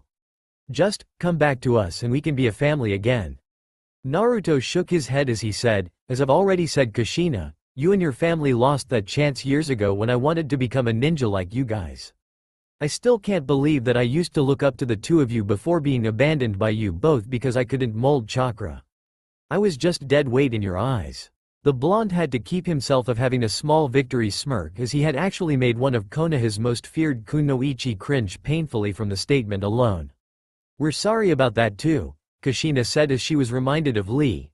"We were foolish to not provide training for you in taijutsu and kenjutsu. We had a ninja who couldn't mold chakra just like you, but he showed us that he didn't need to use ninjutsu or genjutsu as he was extremely powerful thanks to his training in taijutsu alone. He reminded us of you and showed us what could have been if we had trained you along with your brother. So that could allow him to abuse me while making it look like training accidents," Naruto thought as he stole a glance at his watch and saw that he had to be at the studio as he had to go meet his agent with the upcoming parade he was supposed to be in and talk about possible roles in a few movies. "Now if you don't mind," Naruto said as he walked past Kushina, "I need to meet up with my agent." The blonde was about to open the door of his car when the sound of thunder echoed from the sky. "Before you meet with your agent," Kushina asked with a slight begging tone, "could you take me to Denny's so that I could meet up with your father?" Letting out a small sigh, Naruto remembered that the rain was going to be heavy and said, "Sure, just don't mess with my things." Happy that her son agreed to take her to where she was to meet Minato, Kushina quickly got in the passenger side as Naruto started up the car and drove out of the parking lot. Things were quiet in the car as Kushina felt the dense atmosphere between her and Naruto. "So," Kushina asked as she tried to break the tension, "how's Livewire?" The blonde turned down into the street to his right and said, "Leslie Chan's alright considering that her cell's specifically designed to contain her. Most likely thanks to Mr. Wayne and Superman." Hearing the disgusted tone in Naruto's voice when he mentioned Bruce, Kushina asked, "Why don't you like Mr. Wayne? He was only trying to help us become a family again. What do you think?" Naruto challenged Kushina as he stopped at a red light as the rain pounded on the car's windshield. Feeling the tension returning, Kushina then said, "I saw a few of your movies along with your father and Arashi. You're really quite the actor in your movies." Naruto had to admit that he couldn't hold the smirk as he said, "Not one to brag, but I do have a few Grammys and other awards under my belt. I've even hosted a few award shows myself, even gone to a few roasts, and even had one of my own." Pulling up to the Denny's, Naruto saw Minato waiting inside the restaurant and pulled out an umbrella. "Here," Naruto said as he handed Kushina the umbrella. "I may not like you for what you've done, but I'm not going to be cruel. Go ahead and keep it as I have another one." Kushina opened the door as she stepped out with the umbrella over her head and said, "Thank you, Naruto. It's good to see that you still care for us." Naruto scowled harshly as he said, "Don't push it." Kushina watched as Naruto shut the passenger side door and sped away before she stepped inside where her husband was waiting for her. "I must thank Wayne-san for that tracking device," Kushina thought as she folded the umbrella and thought back to the hidden tracking device attached to the underside of the bumper of Naruto's car. "I hate to spy on my little boy, but a mother must be there for her child." Naruto drove his car as he had a feeling that the escort that he had done was a setup by Batman to keep tabs on him after that little incident at the restaurant that Arashi had destroyed. "You are such a coward," Naruto thought as he began to plan his next move. "I am actually going to hate myself for sacrificing my knight. But sometimes the knights are at times upon themselves." Livewire was sitting in the lounge area with the other female inmates with the television going on. Apparently, the Justice League had just inducted 4 new heroes into their ranks by the names of Hireishin, Shinobi, Kyuubi, and Mokuzai. She already had guesses on who 3 of them were, but Mokuzai had confused her as he was wearing black pants, a black sleeveless shirt under a silver-gray vest, black gloves with arm guards, a mask in the shape of some sort of animal, and had a sword strapped to his back. Seems like Foxy's going to have his hands full with these new members, Livewire thought as she noted how some of the other inmates were reacting to the new members. Hope he has a plan for this since his family's with the League now. Night had fallen as Naruto was stepping out of a fancy restaurant after attending yet another roast. 2003 Honda Civic, Naruto said as he tossed the valet his car keys before he shot a glare at the teen. "If I see one tiny little scratch on my car, I will personally make your life a living hell and make your family change their names just to avoid being associated with you." The teen dashed away, frightened by the threat, as Naruto chuckled at the teen's reaction. "They always fall for that," Naruto said with a laughing smirk as he waved to the other guest stars. "When will they learn that I'm just joshing them?" Boom. The parking lot shook violently from the explosion as Naruto and a few celebrities fell to the ground from the shock. The blonde felt something hit his head and saw the arm of the valet before him with a puddle of blood forming under it. Holy fuck! Naruto yelped in fright as he felt the blood soaking his now stained hair and backed away from the severed limb. Dude, said one of the nearby actors, I think that was your car. Naruto shot the man a sharp glare as a fire was forming right where he parked the car and shouted, "Ya think?" A few hours had passed as cops and detectives were observing the crime scene. Great. Just fucking great, Naruto said as he held the cup of coffee that the police had brought him in hopes of calming his nerves. I go to a harmless little roast and my car was set up with a damn bomb. Batman soon showed up and observed the remains of what used to be Naruto's car while a few other members of the Justice League were keeping an eye on the scene and taking notes from a few witnesses. Naruto Wilson, said a familiar voice as the actor looked up to see Superman before him. What do you want? Naruto asked venomously as he saw Kyuubi and an Anbu standing next to him. You've caused enough problems by throwing Leslie Chan in jail. The Man of Steel wanted to remind Naruto that his girlfriend was a criminal, but refrained from voicing it as he said, my colleague has examined what was left of your car and saw that it was the work of Toyman. Apparently he had used one of his many toys to be rigged to explode the moment you started your car. Naruto took a quick sip of the coffee before he said, guess that bastard owes me a new car then.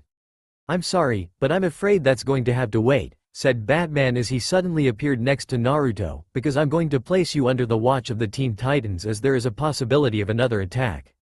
I'll get you're seriously placing me in the hands of those brats? Naruto asked defiantly, considering that their leader was once your partner. I just know I'm going to feel safe now. Batman shot the blonde a glare before he said, I'll have someone waiting to take you to Jump City since you are going to be showing up at the parade next week. Naruto angrily sighed as he then said, just let me visit my girl before I leave and get my things packed. Batman watched Naruto get up and leave the scene as he pulled out his communicator so that he could tell the Titans of their mission. Naruto walked through the streets until he saw a cab driving by and called out to it. The blonde stepped in after the cab stopped and told the driver where to drop him off before his cell phone pulsed in his shirt pocket. Looking at the screen of his phone, Naruto saw that he got a text message from a Mr. Niklaus. I heard what happened, the message read as another popped up, are you okay? Naruto texted back that he was okay, but his car and the valet weren't. A new message popped up as it now read, OMG. The blonde sent another text saying that Toyman had rigged his car to explode and that the bastard owed him a new car. It was a few more seconds when a new message appeared and its contents caused Naruto to smirk a bit before shutting off the phone. Who was that? The cab driver asked, trying to strike up a conversation. Insurance company, said Naruto, always trying to soften the blow of accidents with their cheap attempts and little reminders of my coverage. What had really transpired was that Naruto was talking to Toyman and thanking him for creating a duplicate of his car and placing Batman's tracking beacon on the decoy. Now that that favor has been repaid, Naruto thought as he decided to stare out the window while the driver continued heading towards the specified location. At Titan's Tower, Cyborg was busy trying to clean and replace the inside of his car after finding a little gift that Reaper just happened to give him. I still can't believe that asshole had the nerve of defiling my baby like that, the robotic teen roared as he took out the last seat from inside that he was going to throw into the furnace later. The gift that was left for the Teen Titans was a video of Reaper having over and over again with some blonde chick for what was revealed to be hours. That image and feeling will never leave me, Cyborg thought as he was also working on replacing the electrical systems of his car as they were completely fried. I'm afraid not even erasing the memory of that will keep the feeling away. The garage door opened to reveal Raven walking in and eyeing the car seats that were sitting in a pile. I hope you plan on burning those, Raven said as she and the others just had to watch that video Reaper had left for them, either that or just send the whole car to the junkyard and build another one, again. Cyborg wiped the sweat and grease from his forehead as he had contemplated the idea, but his car had too many added features to just scrap it out in the open. Can't say the idea hadn't crossed my mind, the metallic teen said as he looked at Raven, so what's up? Robin got a message from Batman that we will be acting as bodyguards for Naruto Wilson, Raven answered. Apparently Toyman didn't like the car Naruto had and blew it up along with a valet. Cyborg looked at Raven as if the girl had just changed clothes right before him and grew another head as he then said, "You mean we're going to be bodyguards for the fantastic Mr. Fox?" Cyborg seemed to have forgotten about Reaper having in his car as he kept going on about Naruto's time as a MMA fighter, with Raven rolling her eyes while she was jumping for joy about getting a chance of getting an autograph by the actor. Robin was looking at a small frame he had extracted from the little gift Reaper had given Cyborg as the frame was focused on the face of the woman. He tried to ignore the feeling as he examined the woman's face from the different frame shots that he extracted. Robin's eyes narrowed as he knew who this woman was and hid his surprise about her as he whispered her name. Talia. At the prison, Naruto was at one of the booths at the visitors center of the prison as Livewire sat on the other side of the glass. "Hey babe," the blonde started with a small playful smirk on his face. "Hey Foxy," Livewire said as she sent a playful smirk of her own. "How's life on the other side?" Naruto let out a sigh as he said, "Well, apparently Toyman tried to kill me for some reason and everyone seems to be talking about the Justice League getting some new heroes." The villainess nodded as she said, "Yeah, and apparently one of them looks exactly like you and that guy from a week ago. Maybe that's why Toyman decided to blow up my car," Naruto said with slight anger in his voice. "I should probably have the Justice League make that new hero of theirs change their look so that I'm not going to be targeted for assassinations." The blonde crossed his arms as he then added, "Batman is also sending me to Jump City so that I could be protected by the Teen Titans." "What?" Livewire asked with shock. "You mean to tell me that those bastards are separating us further apart?" Naruto sighed as he said, "I actually wouldn't be surprised if that was also the reason. You are dating a celebrity while most would just run away, no thanks to those jerks." Naruto then placed a hand on the protective glass as Livewire done the same as the blonde said, "But much like the works of Shakespeare, our love shall know no boundaries, and shall the League continue with keeping us apart, they will only end up performing one of William's more tragic love stories." "You were always such a poet," Livewire said with a chuckle. "I guess I'll give you a little gift before you leave." The villainess lifted up her shirt and flashed her boyfriend her pale BC-sized, surprising the blonde and Shinobi who was watching from behind a genjutsu. Livewire covered herself back up as Naruto then chuckled and said, "Damn. Hope I can see more later, Sparky, or perhaps have a small little bonus once you're out." "Mr. Wilson," said Shinobi as she removed the genjutsu, "I think it would be best if we get you into the custody of the Teen Titans as soon as possible. You will still be able to communicate to your girlfriend." Naruto shot the heroine a venomous glare as he said, "Sure, whatever you say, Mom. Can't I have some privacy as well, or did you learn how to be as pervert like either Superman or Wonder Woman? Hell, I'm pretty sure that Fire is a closet exhibitionist considering how she's butt naked when she uses her powers with only small flames covering her delicates." Naruto then looked back at Livewire and said, "Guess I won't be able to see you as much, Sparky." The blonde brought a couple fingers up to his lips and kissed them before placing them on the glass. Livewire then brought two of her own fingers onto the glass parallel to Naruto's before placing them on her lips. "I love ya, Foxy," said Livewire with a loving smirk. "I love you too, Sparky," said Naruto as he sent his own loving smirk before getting up and leaving the visitors center with Shinobi following him. "I can't wait to see what you have in store for later," Livewire whispered as she left the room with the guards escorting her to her specialized room. Especially for the League. That's all for now. If you enjoy this video, then please like, share and do comments.